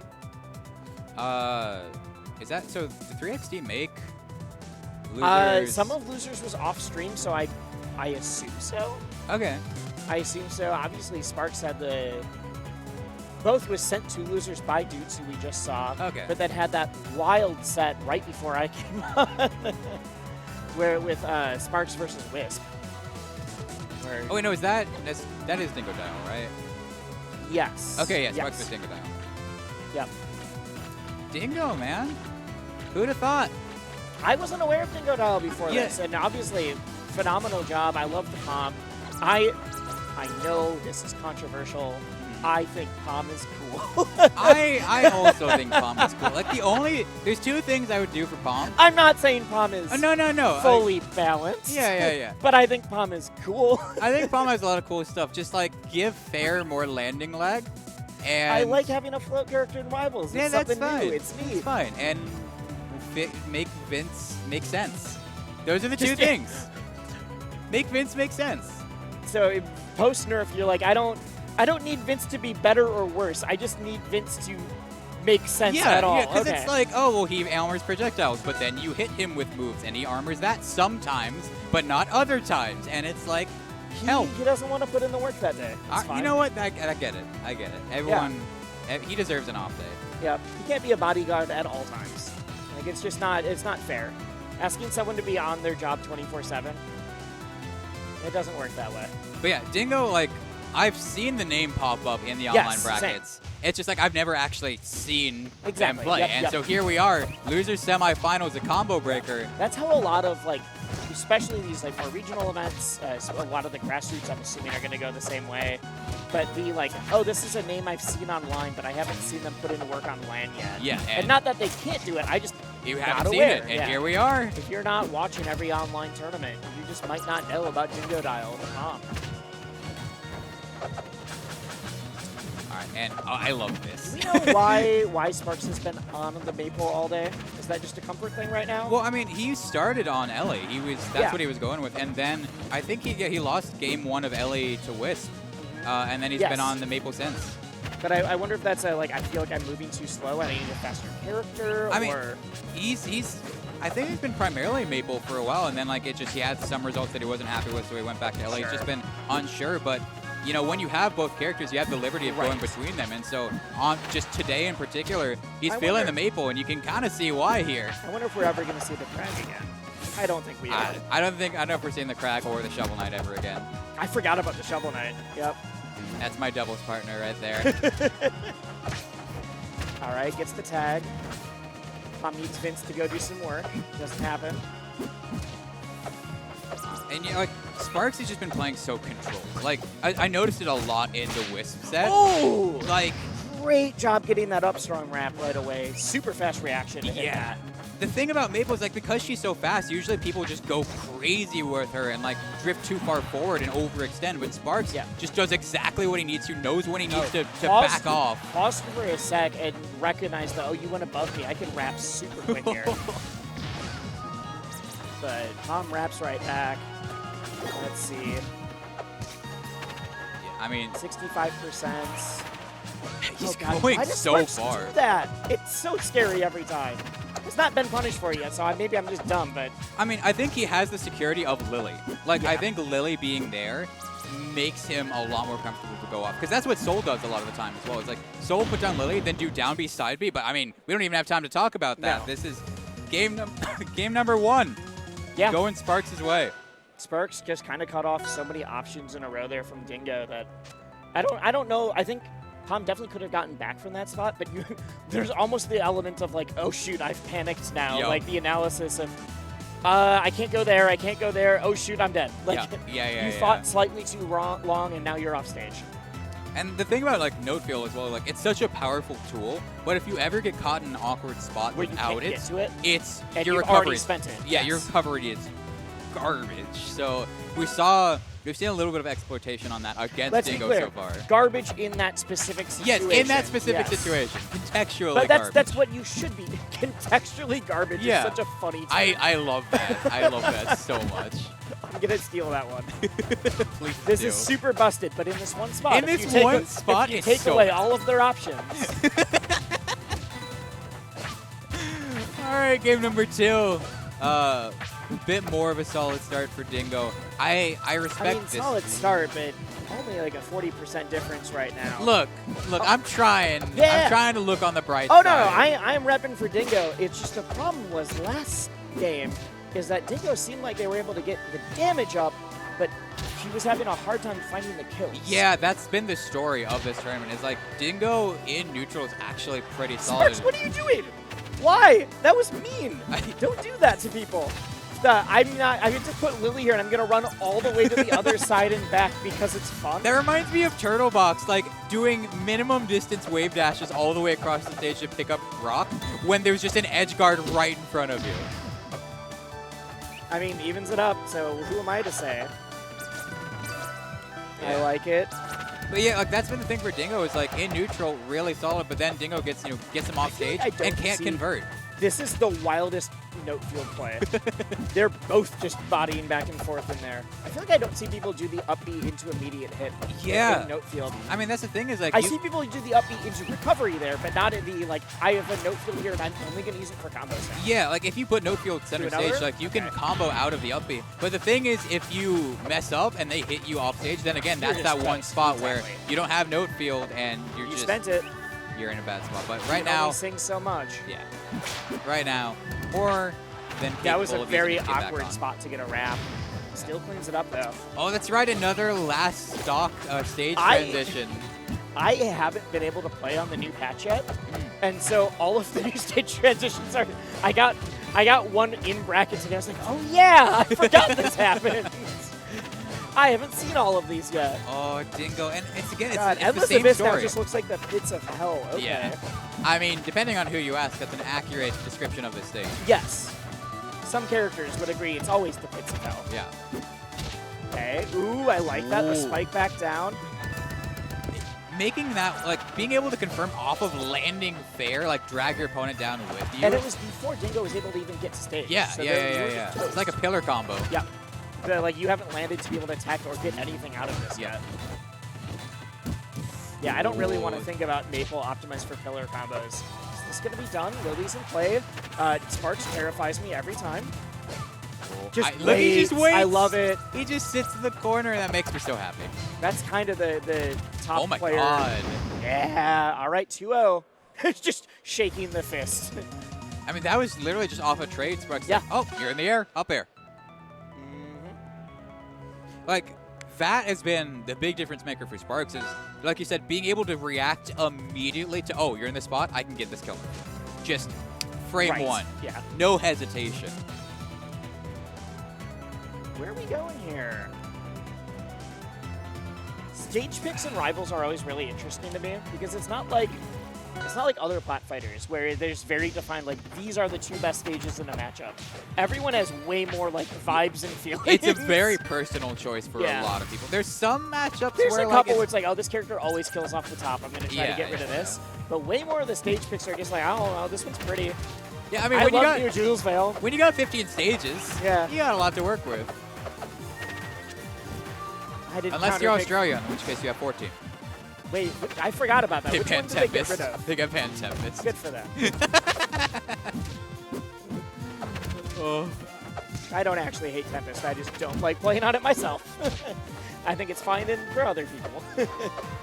Alright, let's Lily see on ledge. Lily on ledge and note field on ledge, which is where you know things are going to get wild when they both have full options. Okay, nothing into wrap. Oh, never mind everything into wrap. Beautiful. Like, We're like the talking recognition. about winning burritos here. That's exactly what you need, the wrap and all. Sparks' conversions off of down air in particular. I don't know if you saw the closing to the Wisp set, but like at the very corner of the stage to get Wisp back off into fair, like I am genuinely really impressed by Sparks' Maple. Because again, usually you see, you know, Maple is the crackhead character. Maple is the... Maple is the I go fast, I run. I'm 13 years old having an insane reaction time and just do a billion combos, but Sparks just has a very measured... That's my excuse for not being good at Maple, by the way. I'm just too old now. Same. I'm 25 now. I'm basically, you know, 1 foot in the grave. Okay, I'm just sad. I'm 30. I didn't need to hear that.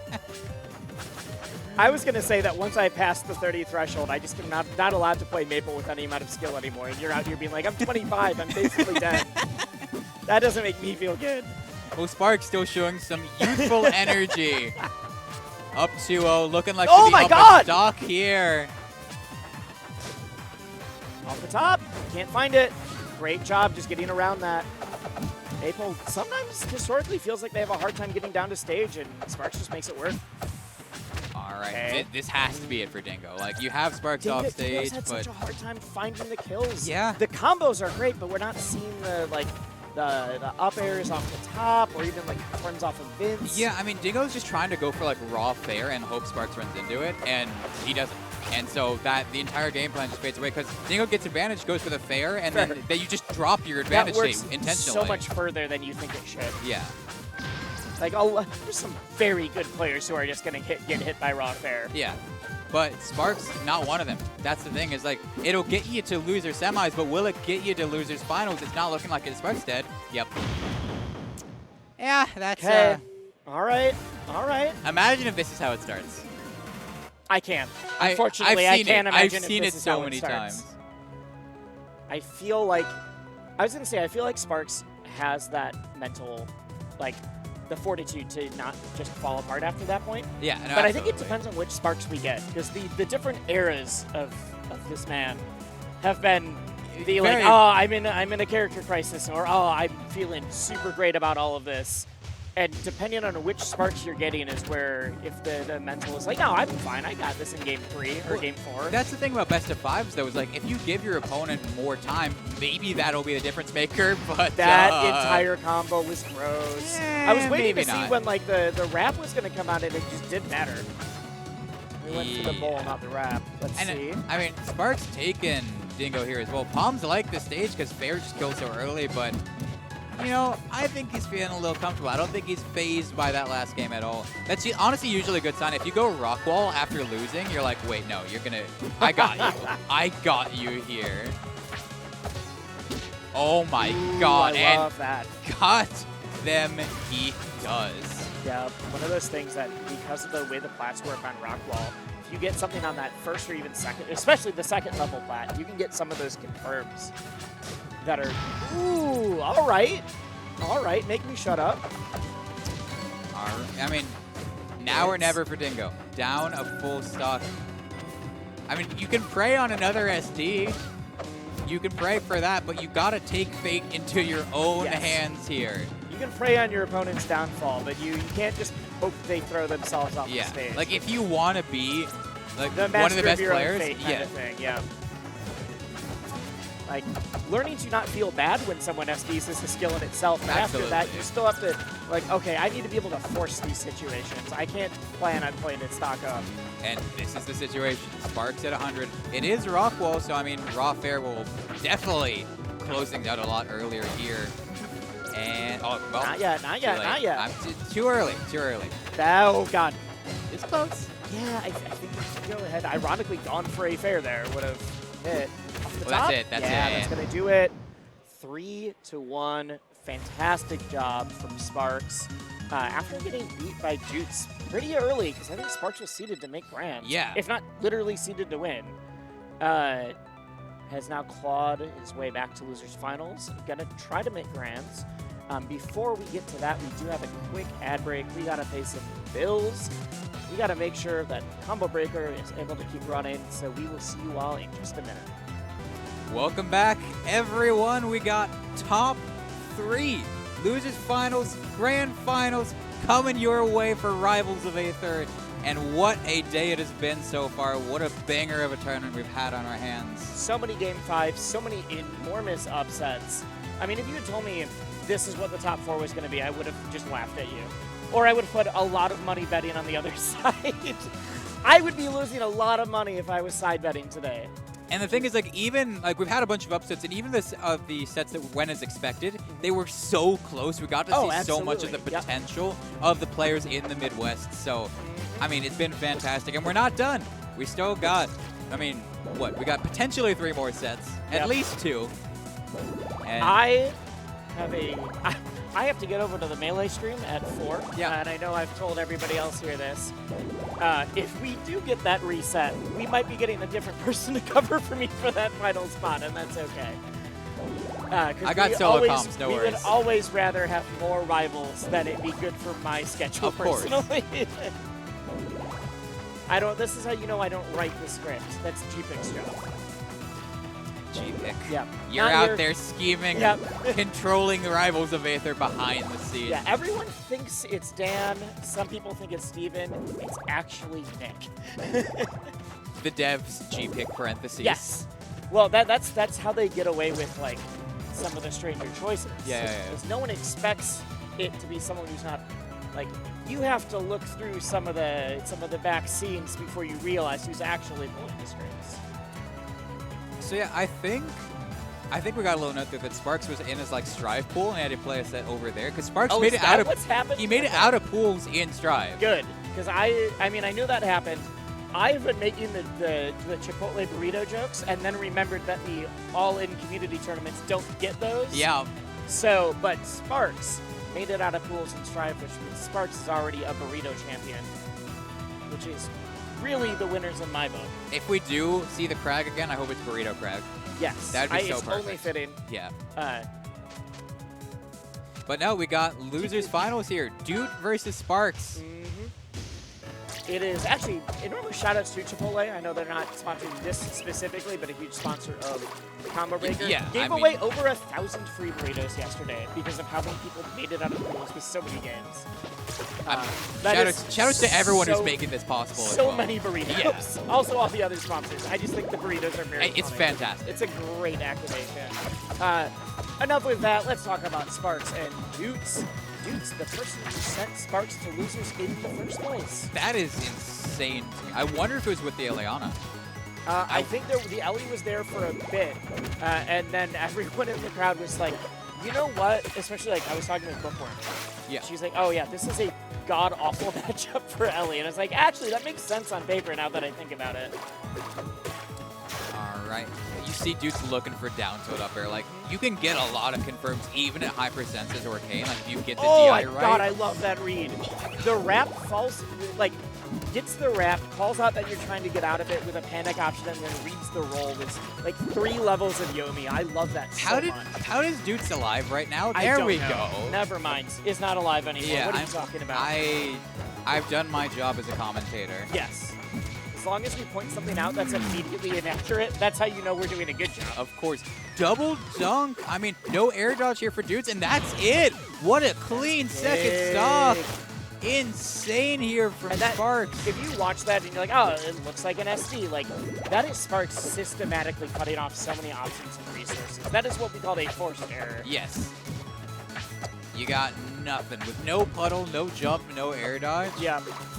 One at a time, I'm taking away all of your possibilities, and I'm just going to say, like, all right, you're just going to fall to your death now. I mean, that's the thing about Maple Forwarder in particular. That angle, that just diagonal It's so down, gross. it's so awkward. Yeah. It's so awkward to recover from. And it leads into itself. But yeah, this is clinic right now. I'm Down strong really is not surprised going to do it. purple. Yeah. Maybe this was a little bit of a charge. All right. Sparks has so much to play with. There's so much space.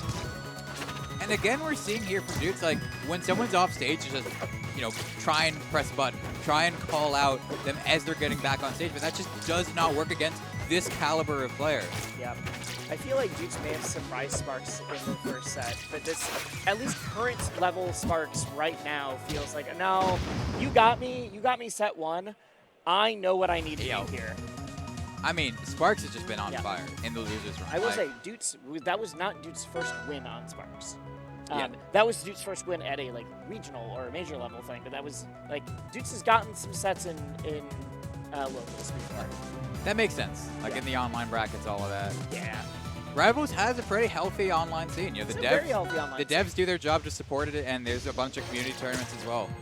Yeah, this is literally part of the Grassroots League. Yeah. I know we're not online, but there's the official Rivals Championship Circuit, RCS. But there's also the Grassroots League, which is for stuff like this, or Invincible, or those like, all right, this isn't at a SmashCon, or not at like one of those enormous big multi-game Smash majors, but it is a big fighting game tournament. We're going to get some furry fighters out here.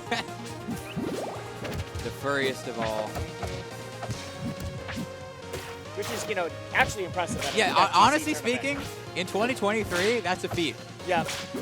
No. No. Oh, okay. Wait, what? It's jab. It was Oh, I jab was gonna out of say it. that was just a very weird looking trade. Yeah. You got wrapped, but not before I hit you out of it. Yeah. Maple wobbles are not real. No, they're not. They're not real at all. You can jump out of them.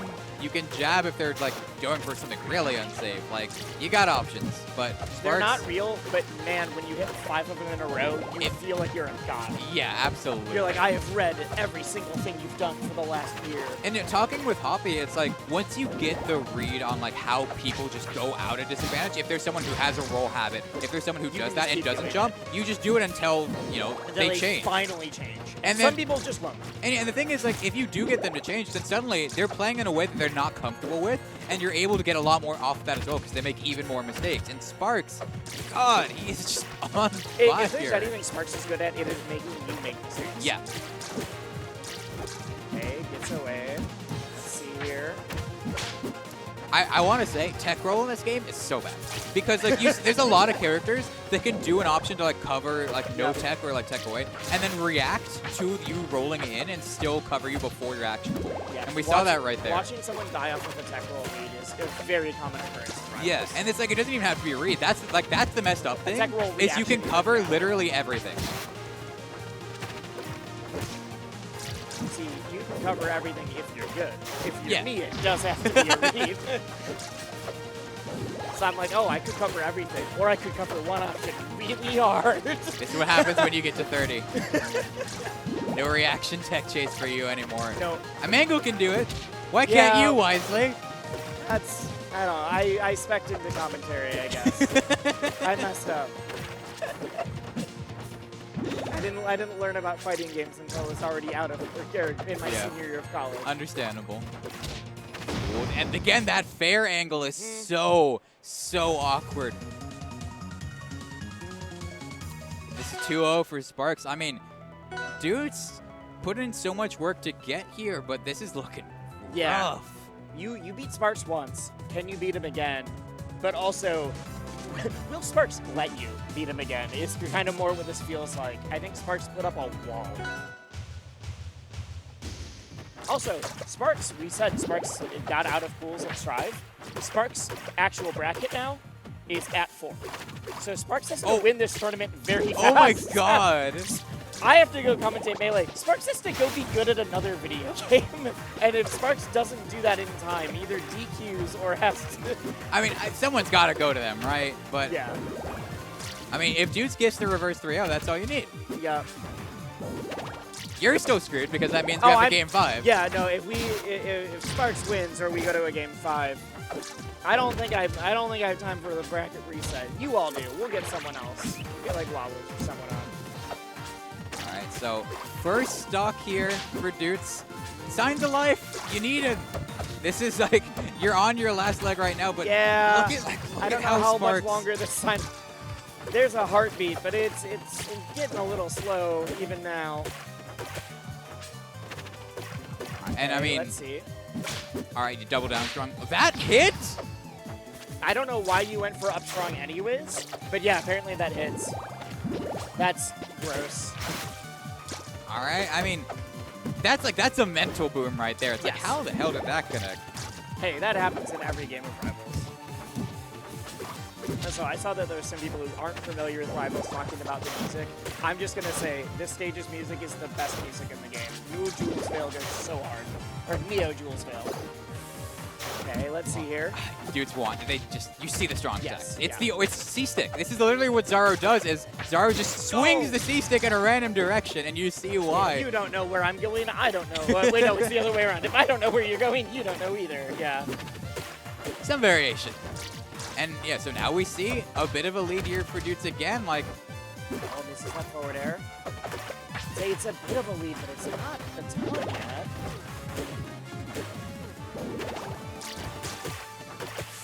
back air. Oh my God. Reverse fair. You love to see that, Yeah. but not able to get much more, but the damage is still great. You take that any day of the week. I think that was the only way to get that extension, too. Yeah. I don't know if there's anything else that would have hit. All right, Dudes gets one on the board. Yeah. All right. You see the little nod of like, okay, I'm still in this. I can still play. All right, and I mean, it's 2 of Sparks' counter picks, though. Like, that's... Again, didn't we see the same story? Haven't we seen this tale before where, like, Sparks, when he has the counter picks available to him, like, he doesn't mess him up. Like, we saw the rock wall pick. We talked about how a lot of people in Rivals just do stage counter picks based on vibes and emotions. Yeah. No, Sparks thinks. Yeah. Sparks chooses what is best for this matchup at this time. I wonder if we see the rock wall again. Because, like, that was such a solid showing in the last set. But no. Immediately goes to the castle. Shovel Knight DLC stage. Yes. I started saying that. I was like, I forget what this version of the stage is called. Truble Pond, but shiny. Yeah, but I meant I forget what Yeah. No, I do is. too, honestly. I need to play this game still. I've been meaning to play Shovel Knight, the actual game Shovel Knight, for years now. I know I would love it. Ooh, good parry. Good DI, though, on that reverse side B. Because, like, you DI in on that, you're going into Lily, your stock is gone. If that had actually like, hit without dudes falling out of it, I think you just confirmed that it would go off the top. Oh, so got it, DI in. If DI in, it happened. Yeah. All right, so what's the mix-up here? Reverse fair, gonna get Dudes back on stage. Okay, down tilt down is strong. Dudes, just when we thought, just when we thought it was over. I don't have time for you to make a comeback. How dare you not think about me and my schedule? I love these recoveries from Dudes. Yeah. It's been so Dudes' good. recoveries have been fantastic the entire time. We saw that one early on in the other set even. Yeah. Yeah, just like where it's like I think everyone and their mom thought that Dukes was going to be puddling over. Oh no! Oh no! Not like this. You looked away to explain it. Sparks fell off stage and just died. Yes. No. I saw that part. Okay. I didn't see what happens, and I guess it was not a forced error. Yeah. It was just literally blink and you miss it. Yeah. The Deuce is going to run away with it.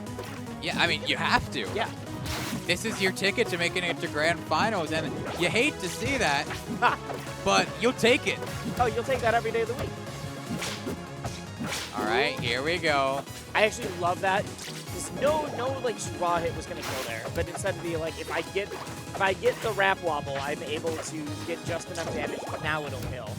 Doesn't actually confirm. Orcane Bear, barely gets clipped out of it. Number 2. All right. Sparks is making it a little bit more interesting than I was expecting. Oh, I think wait, are they talking about the strive pool? A little bit more interesting than Sparks was expecting too. Shout outs to the TO, whose name I will never be able to pronounce correctly. I always want to say Aztecs. Yeah. And I know it's like Aether. I just call him Aztec, and he's fine with that. Oh, I know. That's the problem. Yeah. Is that I'm like, I know you won't tell me I'm wrong, but I know it's wrong. Wait, throwing for strive is based? I don't think Sparks I don't would. think this is throwing. I think this is Sparks. I think this is 1. Sparks hit a little bit of a hiccup. And 2, Dudes absolutely capitalized on it. Absolutely. Ooh, I think I see who we've got in the wings to cover for me, too. Dude, you're all in for a treat. It'll be good. All right. Game 5. Ooh, Lily's in the mix.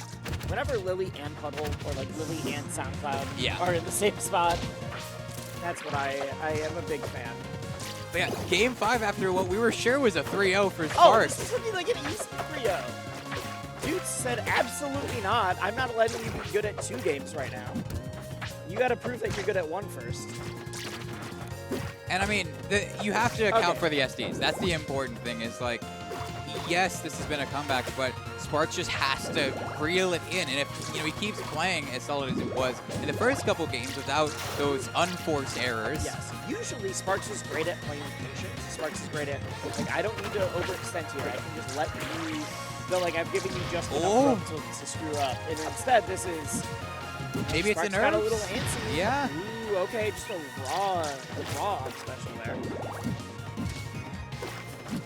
All right. 2 stocks apiece. Sparks, again, he's going so hard for these edge guards. Okay. Puddle is there, though. There's nothing you can do other than puddle that deep. Not with a Maple already off stage at you, in your face. But I think that's fine, because, like, look at the damage lead right now for Sparks. Like, he's chilling. It's fire capital. And that's like, a big deal. Yeah. You can lame this out as much as you want. And, I mean, against Orcane, you kind of have to sometimes. I mean, Orcane's going to, like, I got a puddle, I can make some bubbles, and you're like, okay, I have to respect that. But to respect it, I have to play lane now. right Ooh, down ooh. to just a couple of jabs. Just jab. wait and see. Honestly, really smart there. Yeah. What's Arcane gonna do? We do see Sparks. He's trying to like. Oh, the up air keeps falling out of it. He's trying to contest Arcane in the air, and like you don't do that. That's not what you do. Arcane has back air. Arcane has an air. Like you gotta have that bit of patience. And maybe this game 5, maybe the nerves of the reverse 3-0. I like the spending wrap to just get back on the stage, maintain your position. Gets another tag on. Oh. These are so close. These multi-hits are just not connecting. Down tilt up air closes out the second stock. Dutes has a lead, very high percent, but this is game 5. If Dutes is able to get 2 different sets on Sparks, that is enormous. Sparks is saying, not on my watch, though. This is game 5, last stock. Winner goes home. Or loser goes home. What am I talking about? Sparks could have got Lily out, but he taunted. And so, I mean, for what could have been a strong start, now it's a lot more even, but you know, he's making it work. The mental damage or something like that. That's what you tell yourself. It's not worth it for the physical damage. Look at the percents. We're dead even.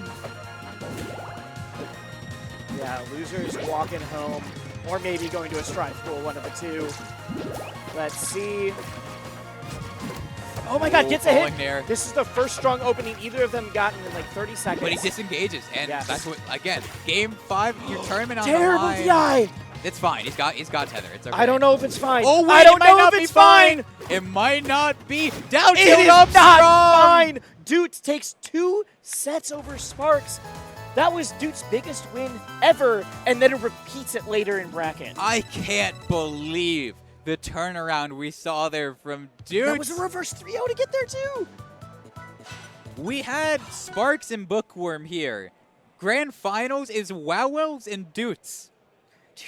Not to say this because she, spoilers, she's about to come on screen and replace me. Bookworm got 9th. Like this, hi, Bookworm. I love you. You did great. Like, this bracket is wild. With that, thank you all so much. I had a great time hanging out on the Yipes channel. I'm Wisely. You can find me at Wisely if you really want to. I'm about to head over to Melee every day, so go and multi-stream that. I'll be talking about some other platform fighters. You're going to chill here. We got Bookworm. Grand Finals coming up right after this. Don't go anywhere. All right, we're back. Hello there, everyone, and hello, Combo Breaker. I cannot wait for this Grand Finals. It has been such an insane bracket. It's such a pleasure to have you, Gushi Bookworm. Yeah, here I with know. me. In the flesh. Winner of Riptide. Winner of Riptide. In my heart. Yeah, I mean, in everyone's heart. But no. You won Combo Breaker in my heart, too. Yeah. I mean, after Wisp. You got second at Combo Breaker in my heart. True. All right. But yeah, we have an awesome Grand Finals here. Wowels and Dutes. I believe they're from the same region. I'm not sure if it's the same carpool, but I know that they have played a good amount of times before. So I'm hoping for a Grand Finals filled with adaptations and just familiarity with each other's play. Yeah, I mean, we saw in the winner's set that, like, Dudes tried a bunch of secondaries, didn't end up working out. The Arcane wasn't too bad of a pick, but then Wowels was able to close it out. So it really is just a question, now that we have our first set with the Arcane from game number 1, how is that going to play out over the course of the best of 5? Are we going to see a reset, or is Wowels going to close it out with the bird? Yeah, which would be absolutely huge for Wowels. I mean, there's some serious competition here, so winning this event would be pretty dang awesome if you're Wowels. Yeah, and I mean, game number 1, relatively slow. We got Dukes off stage. This is the moment where, like, yeah, Wells finds the opening. We got probably 50%. You go for Tornado, you do! That was such a good Thank confirm. You finally do Tornado! Such a good NATO catch on that TI, but Dukes instantly back with the backer. Oh, wow, what a good indication of what this set's going to be. This is why you got to go for it, because if they can do that to you, you got to do it to them. Yeah, just no hesitation at all clapping back. This offstage is going to be brutal. Alright, 80% on Dudes right now. Yeah, the claps are gonna start coming out. Oh, okay. Dudes actually tried to go for like a jab wait, but doesn't actually wait out the parry, just like buffered the force there, I guess, a little bit too soon. Yeah, which those are good if you actually have the timing down. Yeah, if you have the patience to actually wait for the parry. You have to have confidence to like, all right, I'm going to jab, you're going to do something unsafe. Yeah, it felt like a half commitment on that read as opposed to, you know, fully going for it. And that was the right decision. Absolutely. But very good spacing on that down air from Wowels. There's not a whole lot that Orcane can do there aside from just not be there in the first place. It's so hard to contest Raster in the air. That was really close to connecting. Forced to go to Puddle, but not too much gain from Wells. Dude's able to make her way out of the corner. Yeah, and I think the corner is where we're going to be seeing so much of just the devastation happen is with those bubble edge guards and the back airs and the Raster combos. Everything's going to be happening off stage and in the corner. Oh, and no wait for the tech roll on the platform. Something I really like that Wells is doing is like, Wells is intentionally trying to break Puddle on the way down pretty often. You see Dudes like making that counter adaptation. I'm going to throw it the other way now because like you see the threat there of once Dudes gets the Puddle down, there's just such a big threat range from that, you know, extended forward strong. Yeah, both the forward strong and just being able to put out bubbles at any time. It's like a big guess whether they're going to just save it for a strong or actually pop bubbles. Yeah. And I mean, you can't really go for bubbles right now if you're Dudes because like you get parried, that's almost like guaranteed death. At this percent, it absolutely is. Air dodge still coming out. Yeah, those are really good air dodges when the clap comes out early. So Wowels is going to be trying to adapt to that, I think, and cover those air dodges as opposed to doing it immediately. We're after it, kill percent. Up strong will do it. Oh, and no parry on the bubbles. That would have been the game, but Dude's still alive here. What? Just doing Puddle side B directly in front. Try punish this. Yeah, no, I mean, it's tournament, it's grands. You might just get hit by it if you're not ready. Yeah. Nerves are a real thing, especially at this point in the tournament. Back air, contest the slipstream there, and now, so close to getting the edge guard, but no, forced to Puddle. Free up B for Wowels. 1-0 here in grand finals. Yeah, great stuff from Wowels. I mean, just DIing out, staying away from that big danger zone and covering the Puddle recovery after that overcommitment on the edge guard. I mean, you gotta respect it. Like, for both of those players, if any of those moves hit, you die. No, it's completely fair to go for that. Like, it was just, Wowels just like did not get hit by it. It was a risk you kind of have to take sometimes. Yeah. Once again, forced to the Puddle, but not too much off of it. That is the nice thing about being able to put the Puddle on the high flat. If you're off stage, it's kind of awkward for Raster to make it up there when you're up being back on. You know, if you have to decide between the ledge and on that top platform, it's not as easy as say like there's a Puddle directly next to the side of the stage. Yeah, no, there's gonna be. I don't actually know much about Raster's recovery as far as like distances with stages, so it's going to be interesting to see how Wowels decides to recover on this stage. Yeah, I mean, the thing is, because there's no platform there, it's really easy for Orcane to just, again, wait out the up B, wait out the NATO. There's no real mix-up that Raster has to, you know, change where you go. You have to land unless you're, like, literally at the side of the stage when you start the NATO. So this should be pretty consistent once Wowels is off stage. You should be able to close out the side. Yeah, as long as Dutes is, like, has the bubble timings, has the patience to wait everything out. Yep.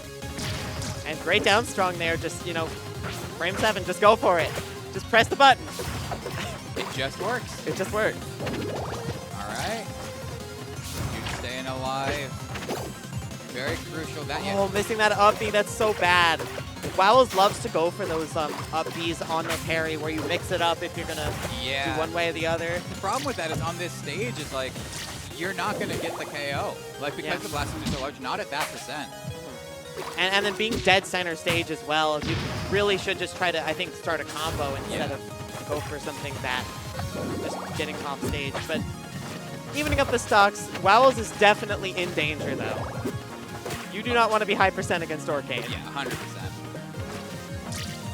I mean, we got the large side blessings on this stage, so you can survive a little bit longer, but, you know, you see the down strong fish? Yeah, they want it. They want it so bad. But that's the thing, too, is like just the threat, just, you know, Orcane walking up to you makes you so scared, and then suddenly if you jump, that's an up air. Yeah. No, there's just so much pressure on you. If you're a high percent against Orcane, there's puddle. You have to play 10 times as careful around it. That's why I just run away. That's why I just don't. I simply choose not to interact with that. That is, I think, the correct decision. Yeah. And, but Wowels, unfortunately, doesn't have the ability to do that right now. Dude's being up so much. Wowels really needs to find some kind of, like, insane combo like that to get back in it. Yeah. And, I mean, it's doable. Again, you're playing on that knife's edge. Parry will close it out up strong. Like, there's a billion different ways you can die here. That's one of them. Yeah.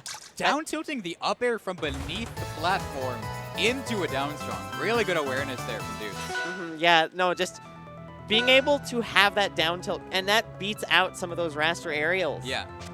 They're not that disjointed, so you can just hit that. They're not disjointed at all. Oh, they're not disjointed at all. No, you're throwing your hurt box out there. Yeah, no, then doubly so. And that's one of the things that Orcane has on that platform is such good grounded options like down tilt and being able to pressure that like on both platforms. Yeah, absolutely. Now, Neo Fire Capital, I think. Do Orcanes like Fire Capital? It depends on the person. I like this matchup for us because again, I think when you're fighting Orcane, sometimes you just don't want to interact with them. Sometimes you need that space to run away, and this stage is perfect for that. Yeah, that makes a lot of sense with how defensive you generally want to play against Orcane in the first place, trying to, you know, get him to put himself in a bad situation. And as well, those top platforms work really well for Raster in terms of getting NATO combos, in terms of getting strong combos. Being able to reset your jumps on those flats, while also not dying as early and getting extra stage to run around. Like, I think it's just a really solid pick for Raster in this match. Yeah, no, Wow should be able to recover much more comfortably then, and hopefully, Deuce should still be getting edge guarded roughly the same. And you see that these flats as well, they're kind of interrupting Deuce's combos. Like, they make it really awkward to get those kind of extensions. Yeah. And I think he wanted the down tilt on that tech chase. Yeah. Yeah. He had the read on the tech, it just did not execute. Really unfortunate. All right. Oh, tries to get the up B read on the roll. Bit of gloves from both players there. Still on their first stock, both at kill percent. Honestly, it's probably even, all things considered. No, I would agree for sure. Raster at like 70 is kill percent. And there you go. Yeah. One mistake and you could just be in that situation where Orcane can just down strong you or up air you or... And that adaptation is actually a really good sign though, because Deuce wasn't waiting for the NATO, wasn't waiting for the up B before, and so now that they are, now that you see just, you know, Raster NATOs, sure, go for it. I'll just down strong you at the end of it. Like, that changes everything. Yeah, the recovery is going to be a lot harder for Wowels when it's already pretty difficult with everything you have to deal with from Orcane, like bubbles. Alright, so now the question is for Wowels, like, can you find a confirm now? Because that's the flip side of having larger blast zones is, you know, Marthritis is a real thing. You get someone too high of a percent, your confirms stop working. So Wowels is absolutely the type to go for, like, raw strong, but if you keep just swinging like this, Orcane wins those. Yeah. Yeah, and again, not having a lead, you can't play how you want to play against Orcane. Just being down this much when you have to make something happen yourself, you're kind of playing exactly how Orcane wants you to. Yeah, and I mean, we see that here, 212%. Wowels is just praying for a parry at this point, praying for a forward strong, praying for something. The like a back air at 220, sure. Yep. That'll do it, but literally, one parry, you're gone. Yep, one parry, one up air. A lot will kill you now, and Wowels just has to make a miracle. You need such strong, like a really strong punish or two to just even this back up. It's rough. Yeah, and it's so hard to find when, again, there's pressure being killed from every direction. I mean, that'll probably do it, yeah. Empowered side B. It's important to note that, like, so when you see that purple kill screen pop up, that's usually the sign, like, no matter how you DI, no matter all of that, you're dead. There's still some instances where you're pretty much dead no matter what. You just need to have the exact perfect SDI, DI drift that's beyond our mortal comprehension. Yeah, so like a where you're just theoretical, dead anyway. Yeah. a theoretical survival, but it's not practical at all. Yeah. Unless you're a TAS. Which, I like to believe these players are both very human. Yeah, absolutely. Last I we're in checked. the Midwest, we're human. Yes. We got that soul in us. Yeah, the big heart. We got the Culvers in our stomach. Yeah! That's what I like to hear. I love Culvers so much. We love anyway. All right, Pridemore Keep. I think Wowls has definitely understood that the bigger stage did not help, and it benefited Dukes more. Just being able to play better around the bubbles. Like, Dukes' defensive play is really strong right now. Yes. I mean, and we see, Wells is just trying to keep the pressure up as much as you can. Like, don't give Dukes the opportunity to set up shop. Don't give Dukes the ability to just get a puddle, play around that. But, I mean, I don't know. It's working out so far. It's working out at the start of this game. Yeah, but we just need to see if Wowls can keep it up. Again, Dukes has been so good at just killing Wowls early and then just staying alive, too. Not getting hit by any of these super dangerous confirms in the past 2 games. I like how unfazed Wowls is by that, like, high-low mix-up where, like, the puddle was at the side of the stage, Dukes went really low, and Wowls was like, no, you can make it back. He's completely right. Most, like, 9 out of 10 people try and chase the puddle there. Not Wowls. Yeah. No, that's... The fact that Orkane has that now, which he didn't used to, but now he can have that just big mix-up with you can go so high with the hop. It's just... It's nuts. Yeah. And this edge guard. All right. Good tech, good tech. Yeah. Oh, the panic. The spaghetti. That could have been a down strong, but it wasn't because they're both so afraid right now. Yeah, no, it starts getting so scary when it gets to higher percents, and you can see that a lot. Like, they just stop moving. It's just... Oh my God, the call out. Yeah, just jump up there. You think, well, just going to jump away, and correct read here.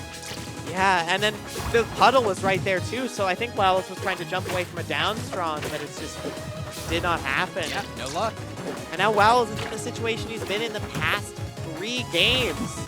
Just being down a stock. Dudes is living super long, and he just can't find the kill that he needs. There you go. That back air is Wowell's saving grace. Get Dudes to 200, and it's finally enough, but that's not good enough in this matchup. When Arcane kills you like that, that is not good enough. So Wowells, can you avoid the reset, or are we going to have a second set of grand finals? It's looking like the latter here in this 4th game. Yeah, and there's so much, like, you get a really cool medal if you win this, I think. Hopefully. You get paid. You can get something cool from the artist alley if you win. People will think you're cool. Yeah. I mean, unironically, saying I won Combo Breaker, it doesn't matter who was entered in the bracket. You won Combo Breaker. Right? That's hype. That's what Wowells needs. Those beautiful early confirms around the 100% range, just killing dudes early. Because when Wowells gets started, Wowells stays going. But Dudes has been so good at just keeping that momentum shut down, pretty much. All right. Look at Wowells just on the other side of the stage saying, all right, I'm going to take my time over here. Because as soon as he gets antsy, he gets hit off stage. And it's just one wrong move for the bracket reset. But wait, Wowell's still in this. This is such a good situation, having Slipstream as well. Oh, he panicked. That could have been a drop down dare. I think he was expecting you to just go directly into him. Good parry. Good parry. Good parry. Dash attack. Beautiful combo. Oh my God. The down air forward clap got him both times in the same spot. That's definitely something Wowells wants to keep looking for. If Deuce is going to get hit by those, that is incredibly good. Like you said, exactly what he needed. And Game 5 here, Grand Finals, potential reset, but we could just be seeing Wowells take this. Yeah, and this is completely different now. The pressure's all on Dudes now. Yeah. You cannot... you don't get a second set. You don't get a second set. Wowls does. Time to shine. Yep, and Wowls is immediately coming out strong again. But can he keep it going? Yeah, I mean, these air dodges from dudes, that's not a good sign. If you're just like cross stage, I'm just gonna air dodge. Not what you want to see, because that gives Raptor so much freedom, just reposition himself, even just catch you without an air dodge, and then suddenly that's like a free clap, that's a free NATO, that's a free stop. Yeah, your air dodge is your lifeline when you're getting comboed by Raptor, and if you give that up too early or in the wrong spot, it's basically over for you. All right, no conversion here, both almost at 100. Dead even, actually. Raptor's so much lighter. These players are so close with each other, and oh, what a catch! All right, dudes, can you equalize? You got Wowls off stage? Yes, you can. Trade the down air for a down strong. I'll take that 7% any day of the week. Yep. Wowls. No, good puddle there. Wowls wanted so much off of that, you just have to get out of there. All right. What's the option here for dudes? Like, dudes just full hop puddling. Like, you don't want to go that high in the air versus Rester. Dudes really wants to just force something right now. You see, he's running at him with these back airs and just these moves, and he's just pressing aerials into him, hoping it works. He's expecting Wowls to panic, and he's not. Yep. Wowls is locked in right now, and one stock away from being your combo breaker champion. Dudes, now or never, do you have what it takes? I think he does, and he just has to bring it out. He really needs to just find that patience, that confidence that won him game 1 and 2, or game 2 and 3. All right, Dudes is off stage right now. That down air putting in so much work for Wowls. All right, that's beautiful. Huge. That is huge. 70%, but it's still doable. You're still in this. Yep. Orcane can make these up so easily, and Raster is so light. You only need 70, 80%. You need 50. 50 if you get an up strong, yeah. It could be, you can just get one punish, you're completely back in this. Puddle was gone. Dudes needed that right there. Still makes it back on the stage, but Wells keeps getting this reset, keeps knocking Dudes off stage, not able to convert into the up strong. But now, Dudes knows what Wells wants to go for. You know those claps are going to be coming out. You got to be aware of that. And in these last stock situations, I feel like the pressure is so much more on Wowls here, because you could die and then it's a reset. Yeah, and you see like just going for strong, but there it is. Too scared to air dodge. That is combo breaker. Wowls is our champion today. Who would have thought going into this that Wowls would be the one coming out on top? It makes me happy as a longtime Raptor main. Yep. It makes me happy just to see what quality of gameplay we had here today. No, everyone was playing so well up on that stage. We saw like Wisp nearly beat Sparks. That was an insanely close set. Yeah, I mean, shout outs to Wisp in general. Yeah. 5th place, almost beat Wowls. It was literally a forward smash the other direction away. Yep, I watched the end of that set. That was so tragic, but yeah, no, what an incredible tournament. Great stuff to everyone here, and great stuff to you for great stuff to you for being here for Grant. Seriously, thank you everyone for watching. We still got more here. I believe we got Marvel. It's Marvel, baby. It's Marvel, baby. After this coming up next. Let's go. Everyone here for that. I hope you enjoyed some Rivals. Hope you check us out in the future. Thank you all so much for watching. Enjoy the rest of your combo breaker, everyone. Let's see you later, everyone.